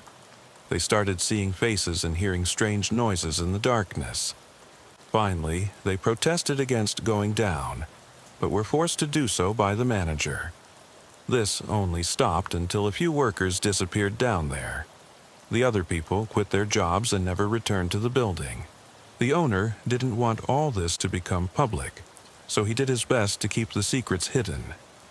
After a while, the accidents and strange things became too great, and the once successful newspaper company was closed. The owner was later found hanged, with his eyes covered. Nobody wanted to buy the building, so it was auctioned off.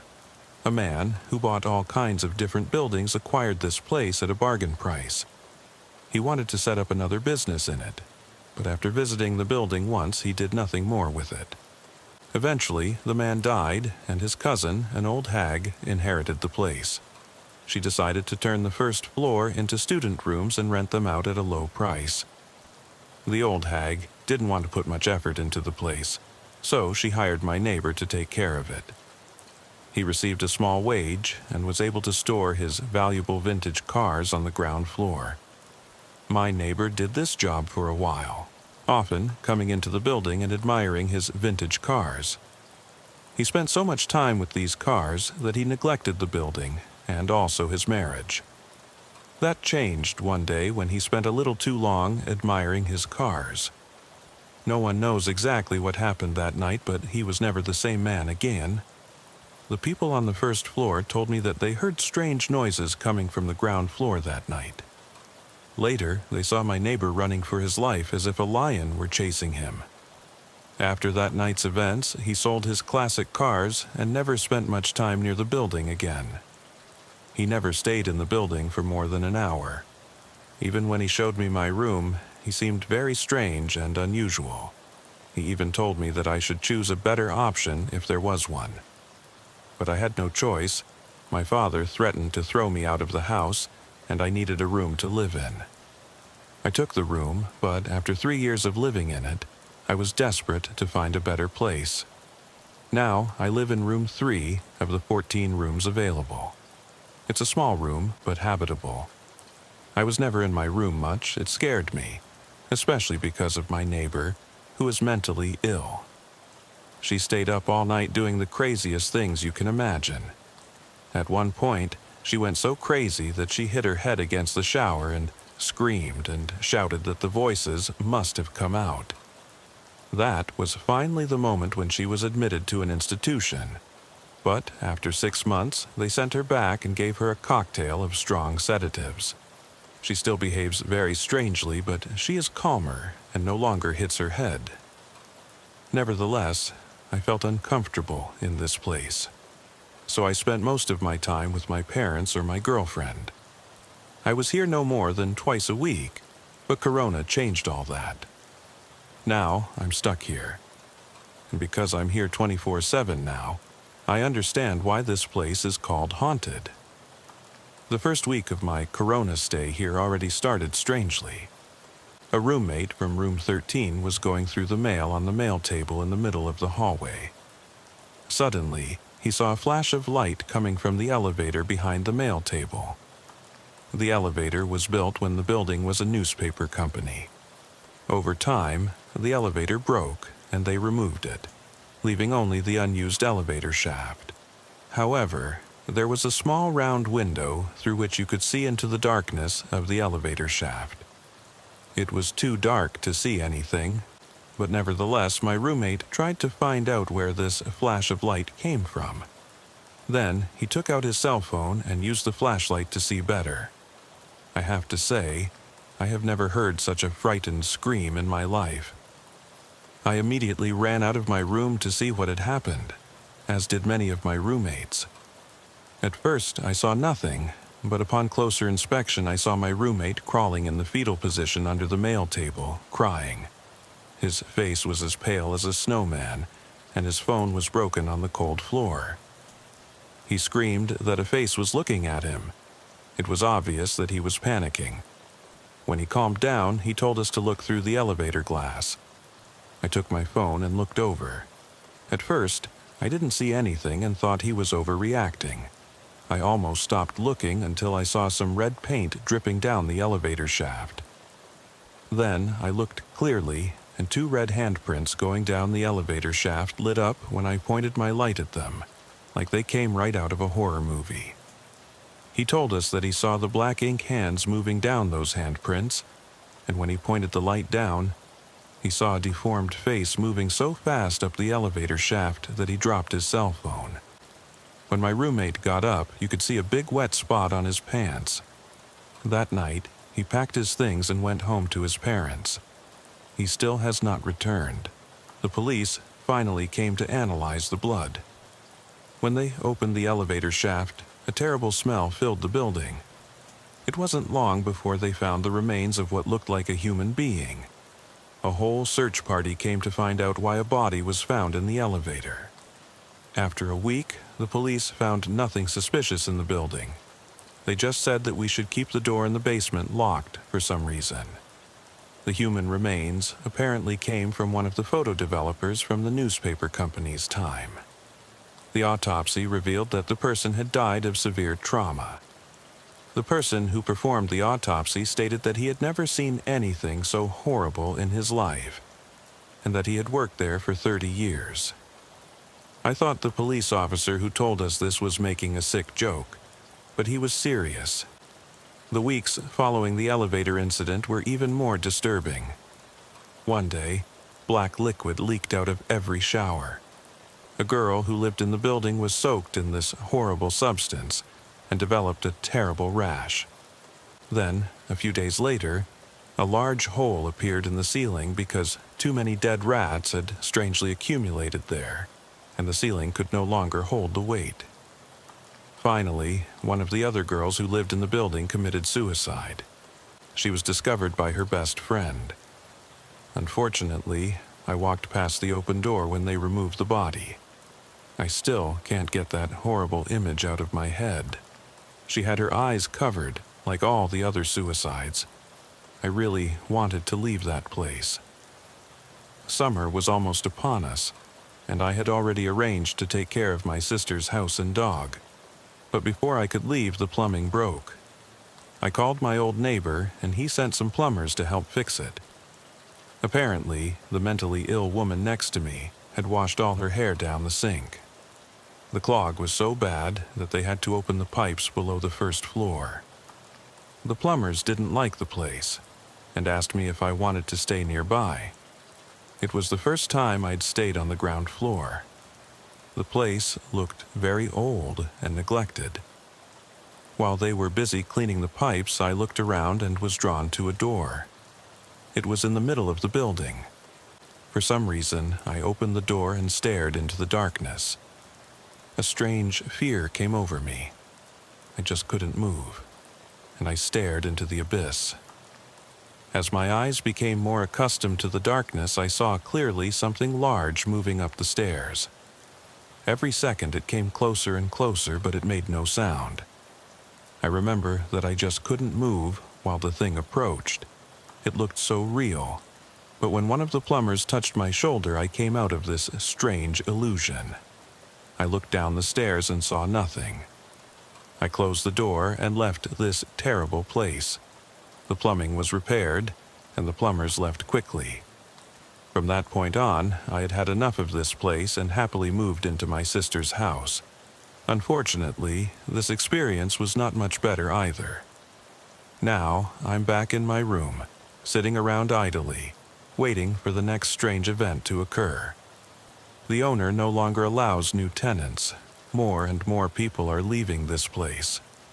I hope that one day I will be able to leave this place too, because I know that if I stay here too long, I will certainly not survive this place.